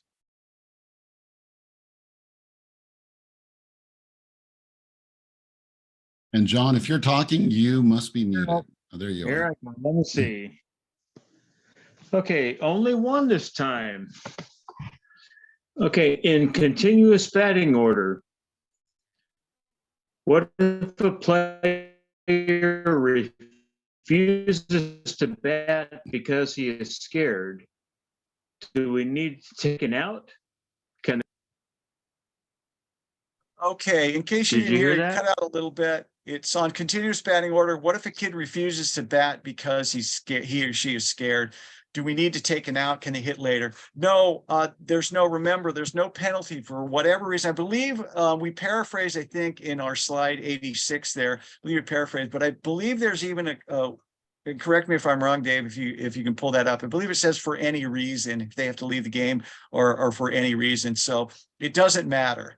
If they're scared, they're, whatever, it doesn't matter. There's no penalty for that. There's no prescribed penalty. So if they can't, they refuse to get in the batter's box because they're scared, hey, pull them out, sit them on the bench and put the next guy at bat. If it's in the middle of an at bat and say they have a 2-2 count and they're too scared, the next batter is going to inherit that count. But if they haven't entered the box and there's no count on it, you just take them out without penalty. There's nothing else. So hope that answers the question. John? Yes. As a late arrival and I'm scrolling through chat and everything, I'm wondering if I saw one other question that I don't know if it got addressed. And that is from Tiffany on what counts as equipment abuse. What counts as equipment abuse? Good question. That would be throwing a bat in disgust or anger across the field, or throwing your helmet down violently or something to that effect. That would be equipment abuse. And you hear it in the major leagues, it's an equipment violation. So but that's it. Basically throwing a bat or throwing your helmet in disgust over an umpire's call or something like that. John, I'd like to add something to that, if I might. You go right ahead, Dave Graham. Well, thank you. Sometimes it's players get understandably frustrated during the game, and so we have to exercise a little bit of discretion. But we also have to recognize when it crosses the line into becoming a safety issue. And I've witnessed helmets being thrown down on the ground in a manner where it didn't really affect anyone around them. It was, not really the best sportsmanship, and probably somebody, coach or manager, should have a talk with them. But I've also witnessed helmets being thrown so forcibly that it's broken another player's finger in the dugout. So we really have to understand that there's a range of penalties and consequences to players when they abuse their equipment. Can I add one thing to what Dave just said? Go ahead, James. Obviously, a kid can, it's up to you and how he does it, but a lot of kids will throw their helmet down because they're not frustrated at the umpire's call. They're frustrated at their own performance. So there's a little bit of difference there. And I think that that's kind of what Dave was hinting at, as far as using your best judgment as to, is that towards you or is it towards himself? And then there is a line there as far as what's unsportsmanlike conduct. But yeah, and so and actually that question came in just now about that. What about if a kid throws their bat or helmet because they're upset with themselves and not the ump? Now it still can be an equipment violation. Excuse me, it could still consider equipment abuse. So sometimes you do have to that. Sometimes in a tight situation, the kid gets thrown out at first, and he's obviously out, and he maybe throws his helmet down. Sometimes we'll because he's upset with himself. He didn't get a base hit. He didn't, bat in some runs or whatever. So you do have to sometimes some discretion. There's a few different ways of handling that. You can talk to the managers. Hey, talk to your player. Or you can tell the player, hey, don't do that. I know you're mad at yourself. Don't do that. But sometimes it's hard to tell when something like that happens at the plate, because especially maybe on a called third strike or something, he throws his helmet down. Well, it's hard to discern whether he's mad that the umpire called the third strike or he's mad at himself that he took that pitch. So there's a little bit of experience with that, kind of game feel, how the game is going as well. I think it was in a TOC game a few years ago. I ejected a kid. He got hit by a pitch and he threw his bat so violently against the fence at Patriot Field, he almost hit his own on deck player. And so he was obviously just upset about getting hit by the pitch, but his actions, you can't do that. No, I'm not having that. So that was an auto eject right there, and had a conversation with the manager, and the manager was trying to plead his case, saying it was emotion, and I just answered him like, well, a lot of kids get hit by pitches and they don't act like that. Sorry, coach, can't do that. And so sometimes you'll have it. So there's some nuances to that as well. But the best thing to do, if you don't want to risk getting an ejection, don't throw equipment. I mean, that's the bottom line. You don't have to. You know what I mean? Okay, any other questions there? Just to follow up from Tommy mentioning that as a league, they have a rule where throwing any equipment is unsportsmanlike conduct. Yeah, I see that. Yeah, that's a good rule. You can have that. And I think it, just goes to we need to do something to, and I've talked about this before, I won't get into it, but we all need to collectively do something about, standards of behavior on the field. So, okay, that's it for the questions. Now I'm going to turn it over to Dave Graham again, just like last night, probably sick of listening to me. So let's get another voice in here. David, take it away. Thank you, John. I'm trying something new with this slide. We have a new enhancement to an existing rule this year. So you'll notice that SU badge stands for significant update. If you see that red badge in the top right corner, that means it's changed a little bit this year. And so we've always had the 15 runs after, well, not always, but over recent years, we've had 15 runs after 3 and 10 runs after 4 mercy rule. This year is now 8 runs after 5. And so the goal of this is to continue to show mercy for a team that's been losing very, very badly. It doesn't serve anyone by forcing them to stick around and play a game that they really have no hope of winning. It's technically possible that a team after 5 innings could come back from a 5-run or an 8-run deficit and win, but it's really, really not likely. It's also important to understand that this is a league option rule, but it's an all or nothing rule. So you can't choose just the 15 after 3 or 10 after 4 and choose not to implement the 8 after 5. It is all or nothing. So these, if you look at the chart, it's a slightly different if the visiting team is ahead. So 3, 4, and 5 innings for minors and majors, and then 4, 5, and 6 innings for those same thresholds in intermediate and up.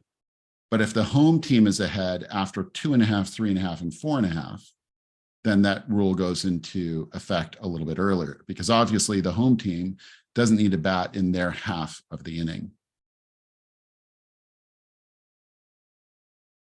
John, I was waiting for you to tell me to advance the slide. I guess that doesn't work when I'm presenting. All right, so protests shall be considered only when based on the violation or the interpretation of a playing rule, use of an ineligible pitcher, or the use of an ineligible player. So a couple things on this. First of all, a protest doesn't mean a heated argument. And I have heard on the field and after games frequently from coaches, I just didn't want to make waves. I didn't want to protest. And a protest doesn't have to be an argument. A protest could simply be a conversation that goes something like, hey, I believe we have a violation of a playing rule and I want to protest that call. I believe the proper ruling should be X instead of Y. And then depending on whether it's a regular season or tournament game, the protests are handled in slightly different ways.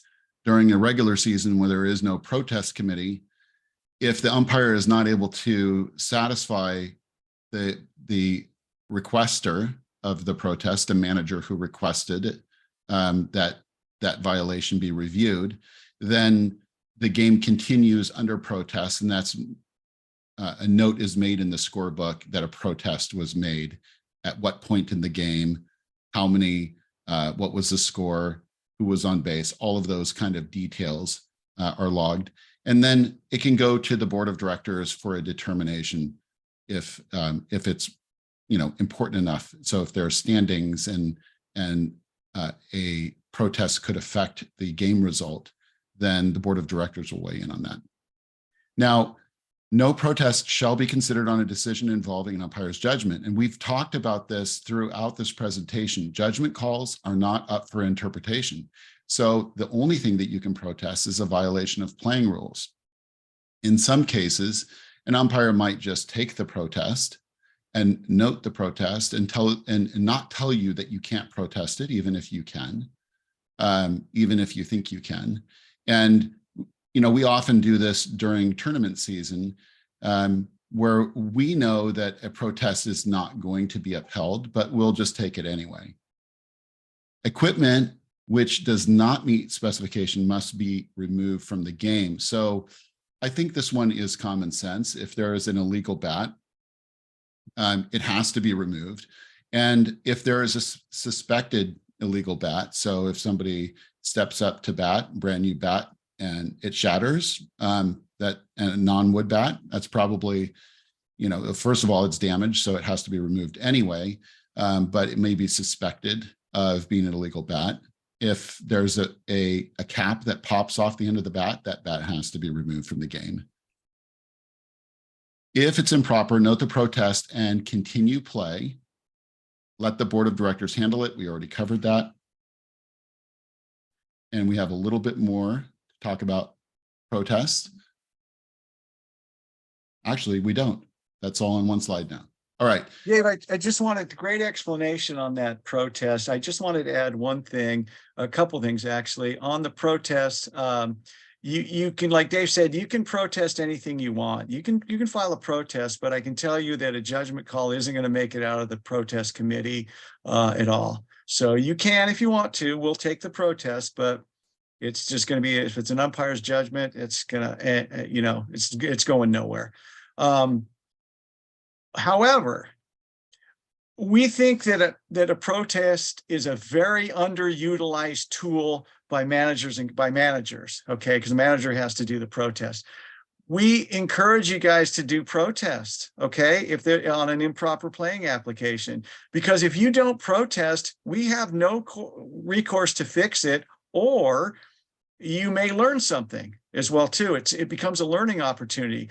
Either the umpire got it right, and now the manager is gonna learn the proper rule, or the umpire got it wrong, and then we need to educate the umpire as to the proper application of that rule. So there's many times where a dispute is brought to our attention, and we ask one of the first questions we ask is, "Did you protest?"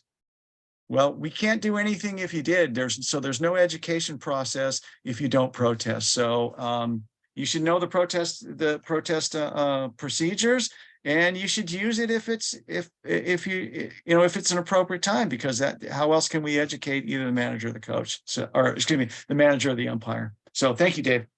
Thank you. All right, so we're moving on to jewelry, and there is a new significant update. Dave. What's that? Dave, can I butt in with one question that just came in regarding protest? Sure. So the question was, can you show us the proper way for a manager to lodge a protest? Absolutely. So first thing, a manager should ask for time, and then when time is granted, just approach. And like I said before, it doesn't have to be adversarial. It could just be a conversation. And I think I mentioned this, but I think it's probably bears repeating. The conversation should just go something along the lines of, I believe we have a violation of one of the rules. I believe that the rule states that X should happen instead of Y. So I believe that player should be safe because of X, or out because of Y. And really, at that point, it's the umpire's choice to fix it. And if the umpire can't fix it, then the manager just will ask for will state to the umpire that that they want to play the game under protest.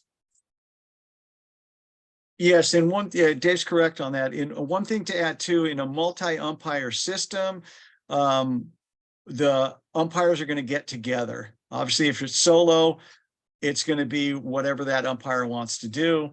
If he feels like he's confident in his call, then he's going to stick with it. Or if it's brought to attention and he realizes he made a mistake, then he can change the call as well too.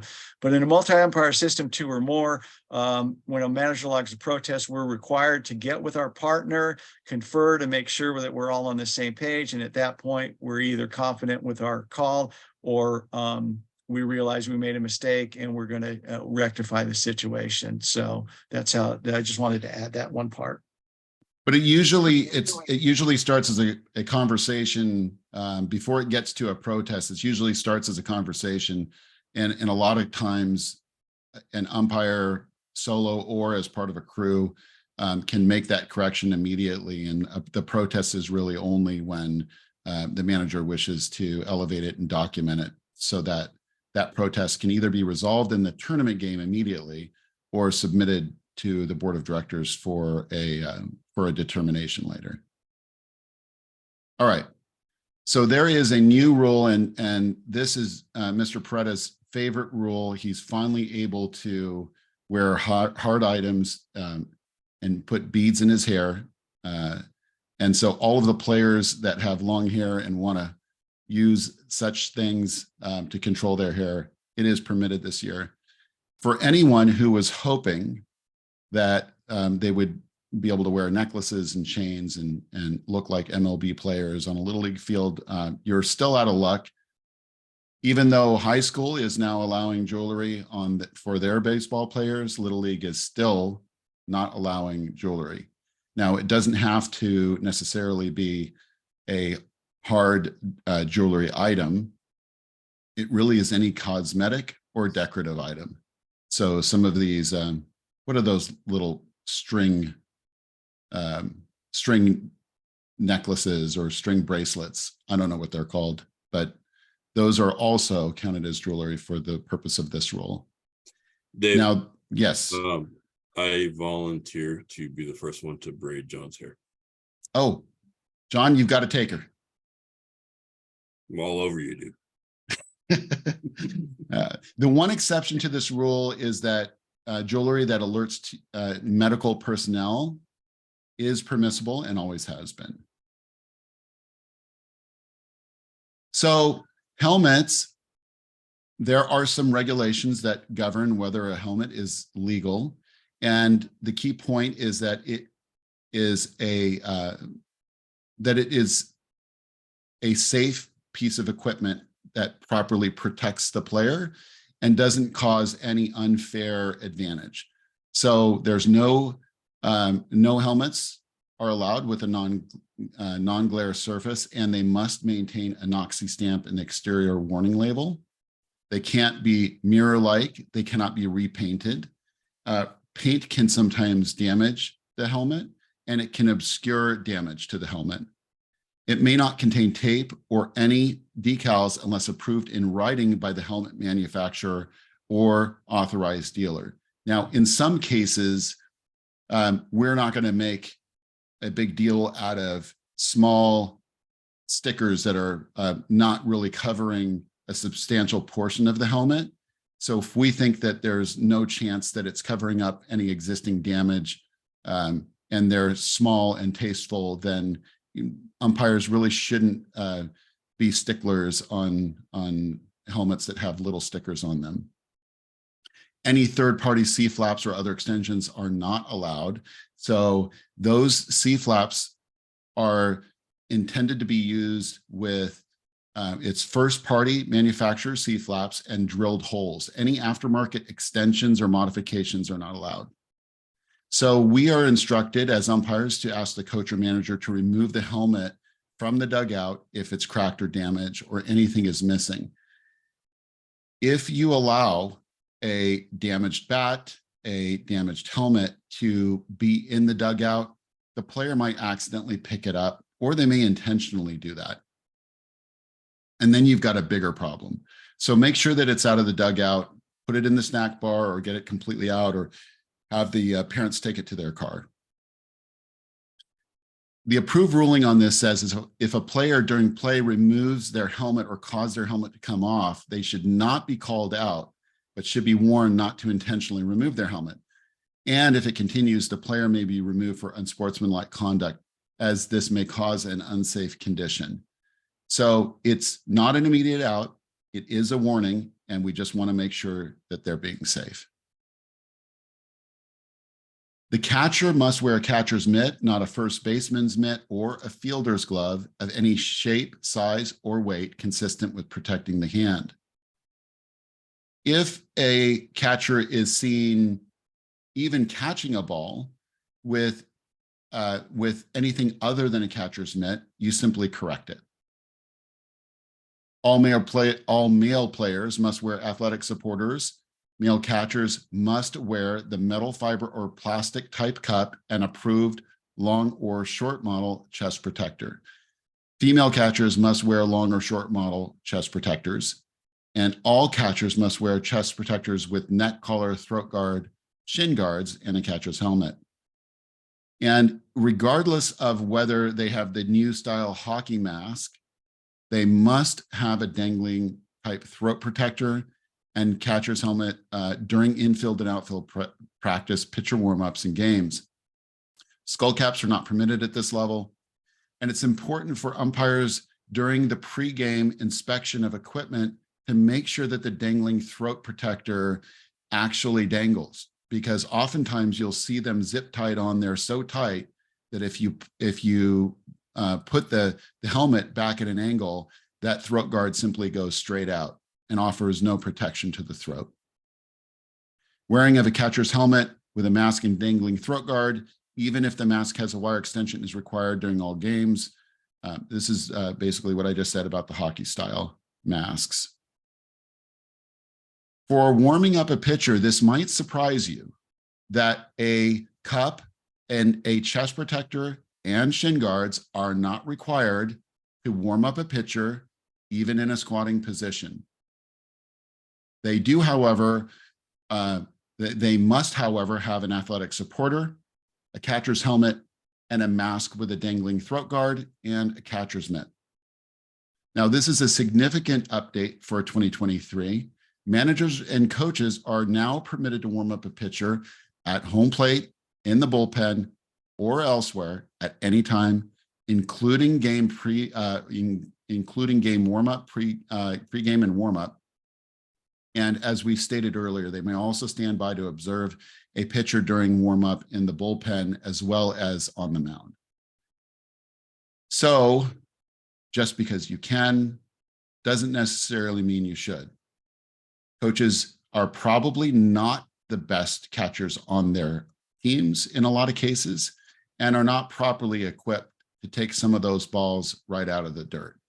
I was having a conversation about this with Mike Bitter, who aged out of the league a few years ago. He was president of San Carlos Little League, and he learned the hard way that may not be the best choice. And he regretted it instantly. He got injured pretty badly. So we have a video clip about the proper method, the proper inspection protocol to use pre-game, and this covers pretty much everything. So I'm just going to play this video.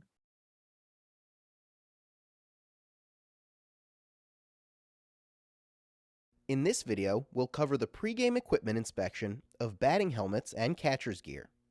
It's important for umpires, managers, coaches, and parents to understand what to look for to help make sure the appropriate equipment is being used in your Little League games. There are many different styles of batting helmets and catcher's gear approved for use in Little League baseball and softball, but each must be inspected to help ensure the safety of the players. When inspecting a batting helmet, begin by locating the NOCSI stamp. NOCSI is the organization that sets the safety standards for helmets. If there is no NOCSI stamp, the helmet is not to be used in the game.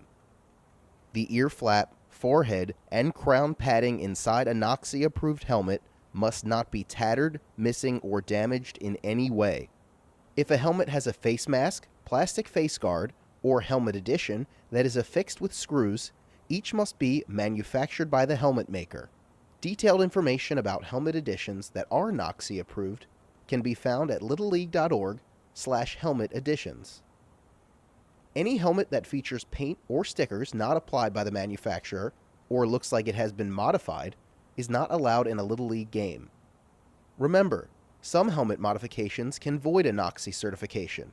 It's encouraged for umpires to communicate with managers, coaches, and parents to understand the individual helmet modification policies of each helmet manufacturer and the impact on NOXI certifications. Little leaguers playing the position of catcher are likely to vary in size and stature. First and foremost, make sure the catcher's equipment, including the chest protector, fits properly. Inspecting the snaps, padding, and straps on the chest protector and shin guards, and the screws on a hockey-style mask are important to help protect these players. If you determine a strap or screw needs to be replaced, do not hesitate to have a coach make these repairs. Also, look closely at the attachment of the dangling throat guard.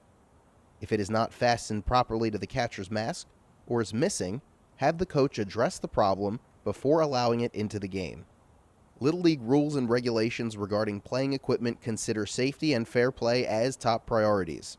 Each of the equipment inspections that umpires are responsible for are to be conducted prior to the game and done to help ensure the well-being of everyone participating in the game. For more information on this and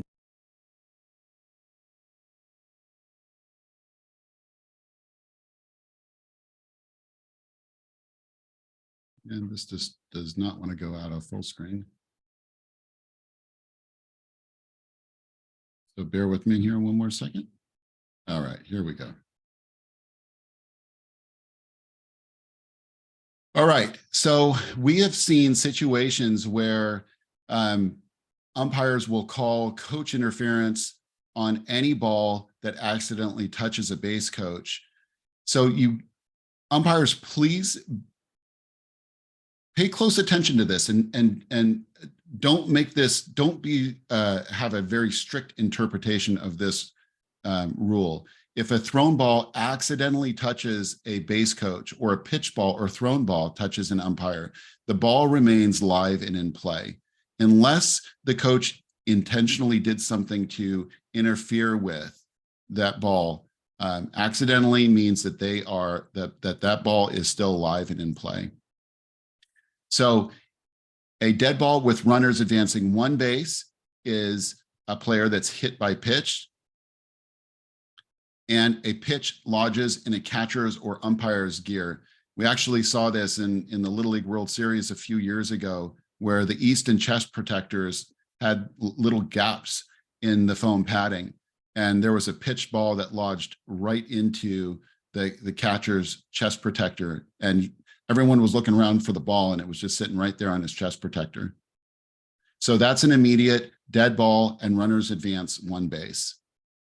Now, you also have a situation with a dead ball with runners returning on a plate umpire's interference, an illegally batted ball, a foul ball that's not caught in flight, and a fair batted ball strikes a runner or umpire prior to passing an infielder.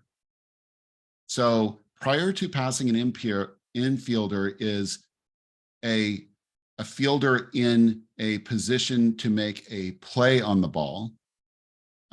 One of the scenarios would be if you're in a big diamond game, intermediate and up, and an umpire is on the inside of the field. If a batted ball strikes the umpire, technically it did pass the pitcher, but in that scenario, that would be umpire interference, and the ball is dead and runners return. The runner struck is out.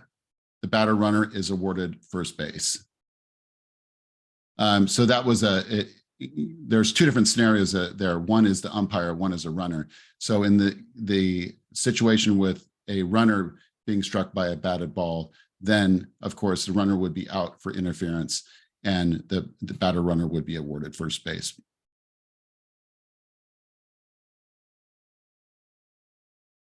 So we do need to make sure that we know when the ball is live and when the ball is dead. Umpires are instructed not to ever say dead ball.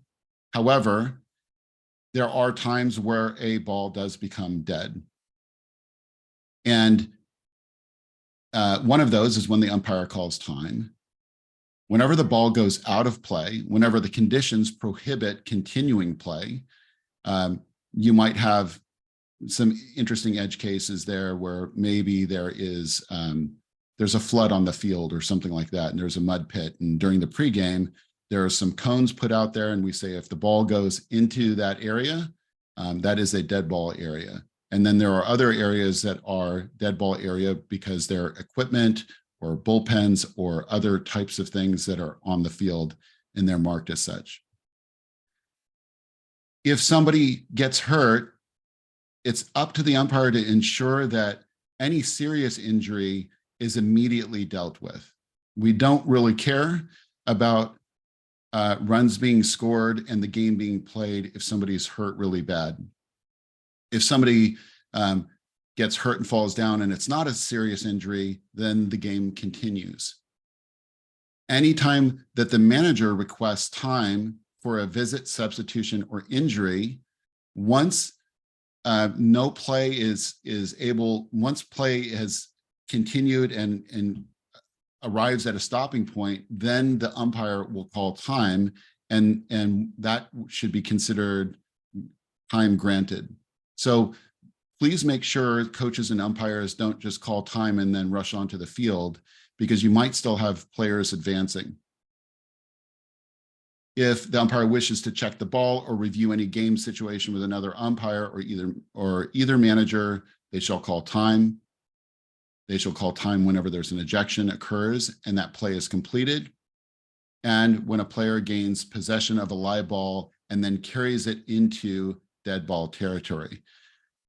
Catch and carry is a pretty misunderstood rule. And everyone, I think, has a different interpretation of what catch and carry means.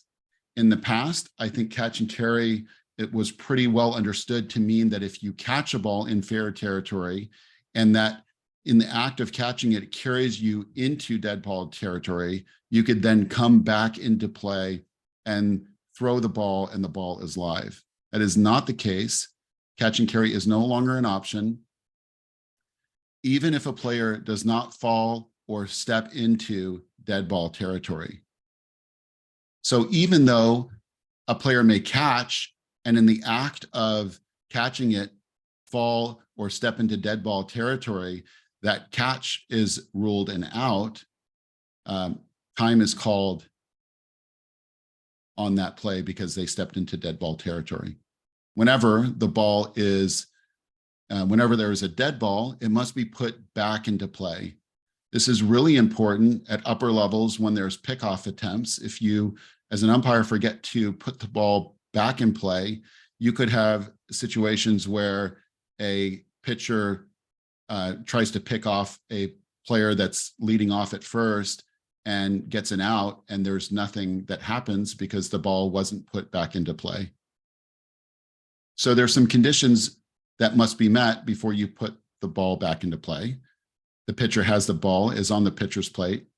The catcher is ready to receive, mask on and facing the pitcher, doesn't have to be in a crouch. And all fielders in fair territory except for the catcher. I don't think I've ever seen it happen where you have any fielder with a foot over the foul line, but technically that's something that a requirement that must be met. Runners have retouched after a foul. And these are all the conditions. Now, you'll notice there in the star that the batter does not need to be in the batter's box before calling play. However, if the pitcher then goes to make a pitch before the batter has reasonable time to get set, then you might have an illegal pitch or a balk. Now, We normally pause for Q&A at the end of every section. The next section is umpire. And I think, John, are you resuming this section or am I continuing through this? No, I'll take over here. There's only like 3 or 4 slides left, and then we'll have Q&A after it. And I think Dave is gonna tease us with a couple of videos as well too. So let me get through the umpire real quick. Just a few points to make on this one. So there's a section in the rule book, Rule 9, that talks about the duties and responsibilities of the umpire. One of the more misunderstood and sometimes overutilized is 901C. Each umpire has the authority to rule on any point not specifically covered in these rules. This is not to be used as a crutch for not knowing the rules or the interpretations. Most umpires will never, ever have to use 901C because pretty much every single event has been covered. There's either a rule about it or an interpretation about what has happened. So that is just in there under the off chance that an F-14 crashes on the field and hits the ball in flight, and you've got to make some sort of decision. But that's pretty much that's already been covered when Randy Johnson hit that bird up in Canada on a pitch. So that's just there just in case. But again, everything has, so we see too many umpires rule on 901C, say, well, that's my rule, or I'm ruling 901C. But pretty much you can go your whole umpire career and never have to pull that out. There's that should never, ever be used as a substitute for knowing the rules. Also, another tool in our toolbox, 901G, this is to deal with unruly spectators.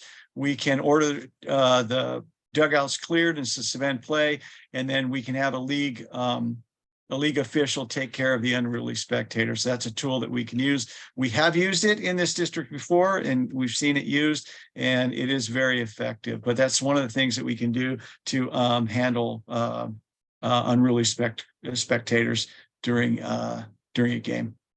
Next slide, Dave. So ejections, we talked about ejections. But one of the requirements, if there is an ejection, the umpire shall report to the league president within 24 hours after the end of a game of all violations of rules or other incidents worthy of comment. So, so you've got 24 hours to submit a report to the league president. That's during a league, it's during your general league games. Tournament games are a little bit different, but you still have to submit an ejection report. You can either do it just through a simple email, or there is an actual ejection form on the District 33 website. You can use that as well. Next slide, Dave. This is very important. This is regarding youth umpires. If you use youth umpires, and many of our leagues do, we encourage you to do them. They're usually very good, but you have to have a game coordinator. So if there's an adult umpire working with a youth umpire, that adult umpire is considered the game coordinator. But for instance, if you have 2 or 1 or more youth umpires working games by themselves, you have to have a game coordinator at the game site for the duration of the game. They cannot leave. They can't go and do observe multiple games. They have to be specific to that game. So some of the requirements: the game coordinator must not be a manager or coach of either team, but maybe any other parent. As I said, game coordinator can only oversee 1 game at a time, and you have to be present for the entire game. So duties shall be: attend the plate meeting and observe all field actions, oversee the conduct of all players, adults, and umpires. They may disqualify any player or adult for unsportsmanlike conduct or other significant situations, so they have the power to eject people. Be the sole judge of when play shall be suspended for weather, darkness, or fitness of the field. So this is very important that you guys follow this. You want to protect your youth umpires. That's what it's there for. They are the adult advocate for the youth umpires. So it's a very, very important position, and make sure that whoever serves as a game coordinator is going to take that job very seriously. We do not want any of our kids abused in any way, shape, or form, particularly if they are acting as an umpire. John, can I add something there? Absolutely, James. I have served as a game coordinator over at San Carlos for a couple games for their youth umpire program. And a couple things I would suggest. One is if there is any kind of announcement at the game, make sure that you're announced that you're the game coordinator alongside of the youth umpires that are umpiring the game. And two, just make sure that you have a knowledge of the game, because those youth umpires are going to come to you knowing that you're there to protect them and to make sure that they're going to want to make sure that they're doing a good job. So knowing the rules, which we're all here to learn, obviously, is great. But one of the big things that I took was making sure that you're announced, because once everyone knows that you're sitting there in the crowd watching, there's a lot less things that go. Thank you, James, for that. That was a very good point. Okay, that is it. I believe we are at the question and answer time. So I believe we have some questions.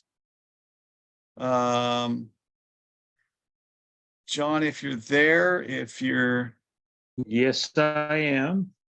all right. I see one before you All before you right, say so one, go ahead. go ahead. I just wanted to say a message from Jeff there. Yeah, you can protest that, but pretty sure you're going to lose that one on the runners leaving early. But anyway, that's a good one. Thank you for that. Okay, go ahead, John. What questions coming up? I believe there's a Okay. few of them. Yes, there's a little bit. All right, first one. Now that coach to wear catcher's mitt and catcher's helmet also. You cut out there a So- little bit, John. I'm just going to go ahead and read these questions because your connection is not really great today. So the beginning of that question was, now that coaches are allowed to warm up pitchers, are they required to wear catcher's mitt and catcher's helmet too?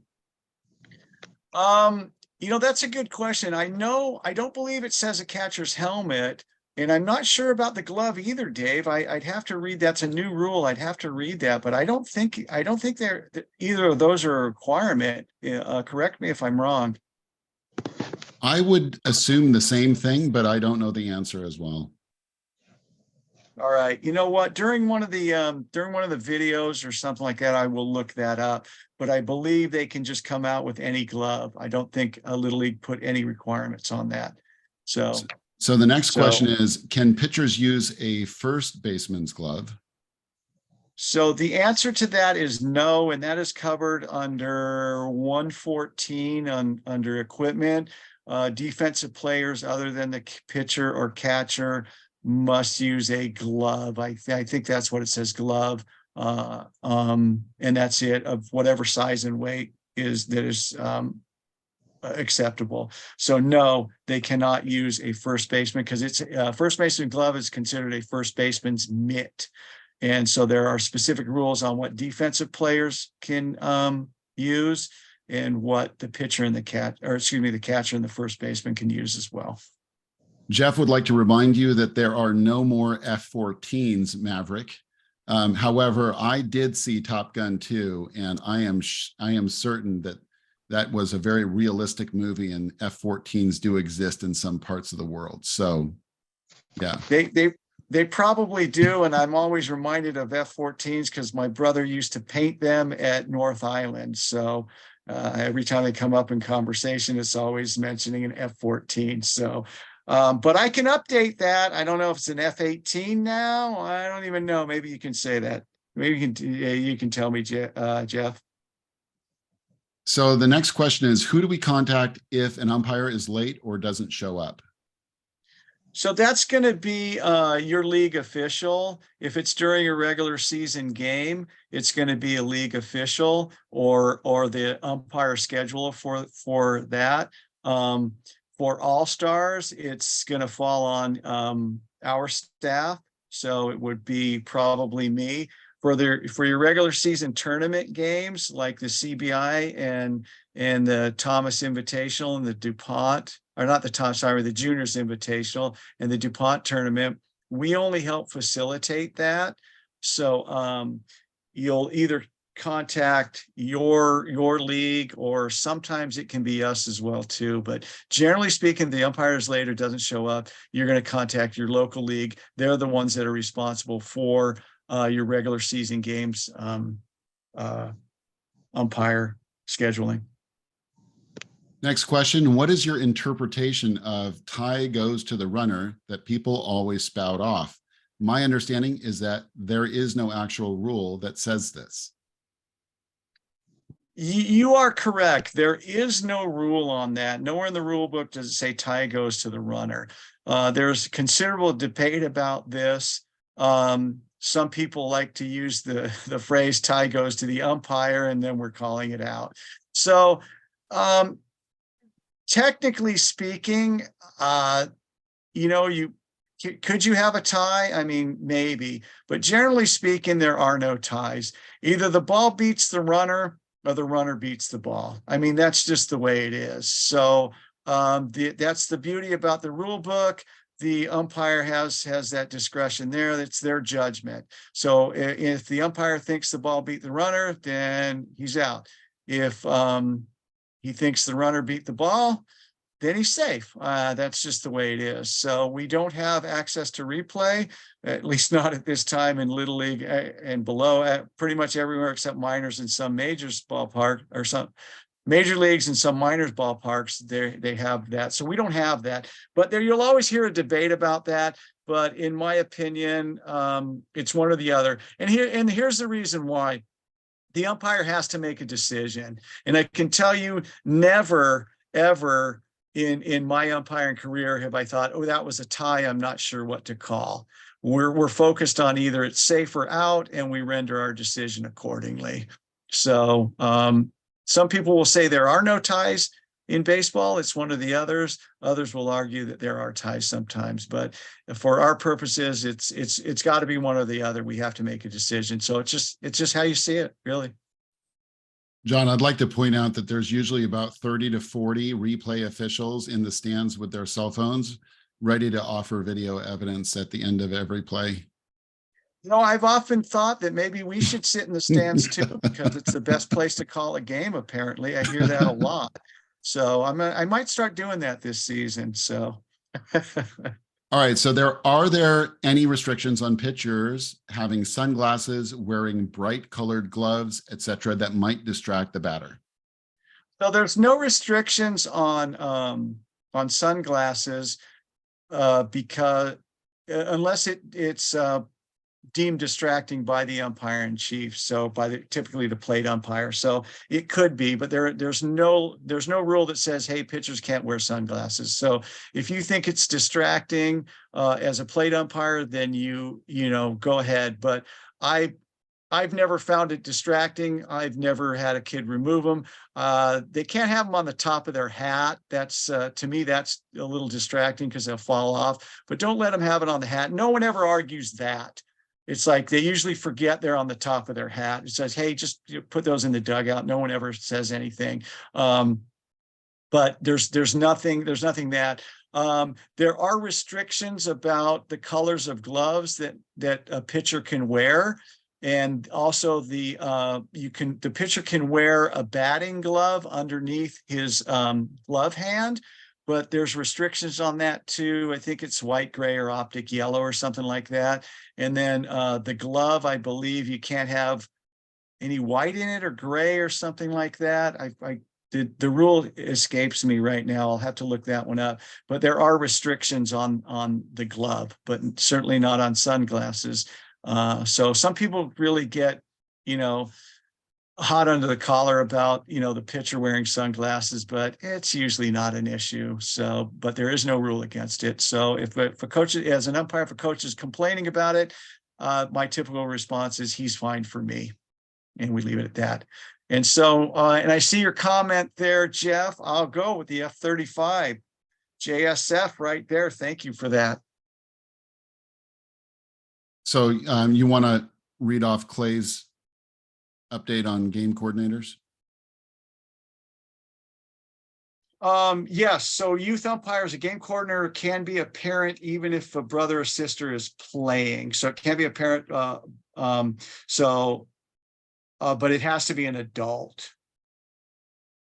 And there, Robin Air has posted the rule. Thank you so much. The pitcher's glove may not, this is 114A, the pitcher's glove may not, exclusive of the piping, be lighter, white or light gray, nor in the judgment of an umpire distracting in any manner. So there you go. That's the rule. Again, enforce it if you have to, but I never understood this rule, to be honest with you. I've never found a white or light gray glove distracting, but it is a rule. And, you know, you're well within your rights to enforce that if you see fit. John, I will add that in addition to some of the other distracting apparel or equipment, Little League is pretty strict on these neoprene sleeves, and really you can't wear neoprene sleeves at all unless they are covered by a long sleeve shirt in Little League. They have to be completely covered by. That's a very good point. And if we didn't cover that in the slide, we probably should add that. So, but yes, you can't have those neoprene sleeves as a pitcher. You just can't have it. They're not allowed in Little League. So, and if you do have long sleeves, they've got to be of equal length, but they cannot be white. Okay. Any other questions? Uh-oh, I think we got some more here. Yes. I think Robin Air was posting some rules, basically just reinforcing, I think, what you just said about the color of the batting glove that is allowed in the non-pitching hand. Right. Yeah, as long as it's not white, gray, or yellow. optic yellow. So, and the piping is piping's kind of some of the stitches. It's hard to usually on the fingers of the glove. So I don't know if piping is part of the laces. That's a good question. I don't really know. I think the piping is more of I wish I had a glove I could show you. I would define it as like the pinstriping on a glove. Yeah. Okay. Piping is generally where the panels of leather are joined together. That's where you'll find piping. Okay. Awesome. Okay. So Dave, you want to, we got a few more minutes. If we can watch a couple of videos, if you have them, they're always entertaining, and then we'll wrap things up. Thank you all for hanging with us, but we want to do a couple of plays here, and we can talk about them. So this is this situation where there was an attempt to check a swing. The batter got hit by a pitch ball, and we will let you see it. Against lefty. Now the 0-1. Hit him. Got him on the back foot, it appeared. Calling the swing now. They're calling it a swing, yeah. That's what home plate umpire Brian Gorman indicated. Cabrera wanted an appeal. So you can see how far he came out with a bat. You know, it is probably a borderline call. He did extend a little bit more. Obviously, to me, it looked like he was extending to try and not get hit, not trying to swing at the ball, but, you know, borderline, and the plate umpire ended up making the call that he went. And of course, he had some choice words after the next pitch and ended up getting ejected from the game.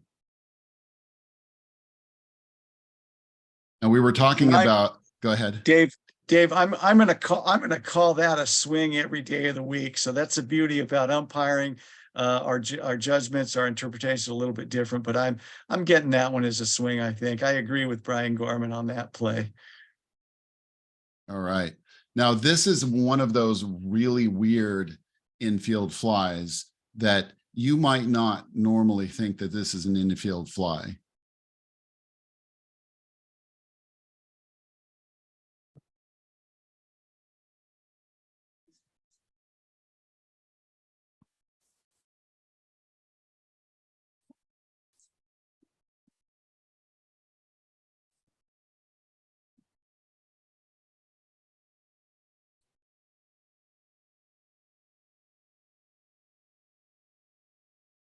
So let's take a look at this again. I'm going to back this up So one of the determinations of an infield fly is ordinary effort by an infielder. Now he's way into the outfield, but look, he waves off his fielder. Now he ultimately makes a mistake and gives up on it, but he was settled underneath the ball. And you can see where that was made was by the left, the umpire on the left field line. And it's right about, there's another good angle from the outside here. 2 outs. Which umpire called it? Boom. So the second that infielder settled underneath the ball, you had the umpire on the left field line making that call infield fly, and you'll see every other umpire mirror that call instantly. The left field umpire, Sam Holbrook. Oh, this is not good. Or at least some of them did. So that is a scenario where you have to be the judge of what is ordinary effort. And one of the determinations of ordinary effort was the player able to get there and position themselves and camp underneath the ball, regardless of whether they caught it or not. If they got to it and camped under the ball, it's probably ordinary effort. And that's all of the videos I have, John. Excellent. I think that was the play that I was referring to last night about that one. So you can see, that caused a little bit, especially that infield fly. You can see that. That one, to me, they're well within their rights under the rule interpretation to call that. But that's to me, to most casual observers, that's kind of an iffy play right there. I think it could have gone either way. They could have just let it drop. I don't think in that case, the infield fly rule is designed so the defense can't get a cheap double play. In that situation there, it would have been hard to get a double play, but I don't know. At the majors level, remember, ordinary effort is pretty extraordinary at that level. So I agree with the call, but at the same time, I would have probably agreed on a non-call on that one as well, too. Now, John, I would say that the fans did not agree with the call, and they ended up throwing a great deal of trash onto the field, and it held up the game for, I don't know, 10 to 15 minutes while they had to collect trash off the field. Yeah, so apparently they didn't, but that was a little home field advantage there. So we got a couple questions real quick. I want to get to one comment regarding the managers and coaches permitted to warm up the pitcher. There's nothing in the rule 309. Thank you to Clark Allen for posting that. Nothing regarding equipment on the adult catcher. Nothing regarding equipment the adult catcher requires. So I think it's any glove, as far as I can tell right now, unless we hear otherwise, any glove and no helmet. So Mike Krupka asked, what does the actual rule say when a check swing is considered a swing? And that's another really good question. That is solely determined by the umpire. Do you feel that the batter made an attempt to hit that ball? That's it. Did he offer it that pitch? If you think that he did. Now, please do not apply the major league standard to the little league level. Okay.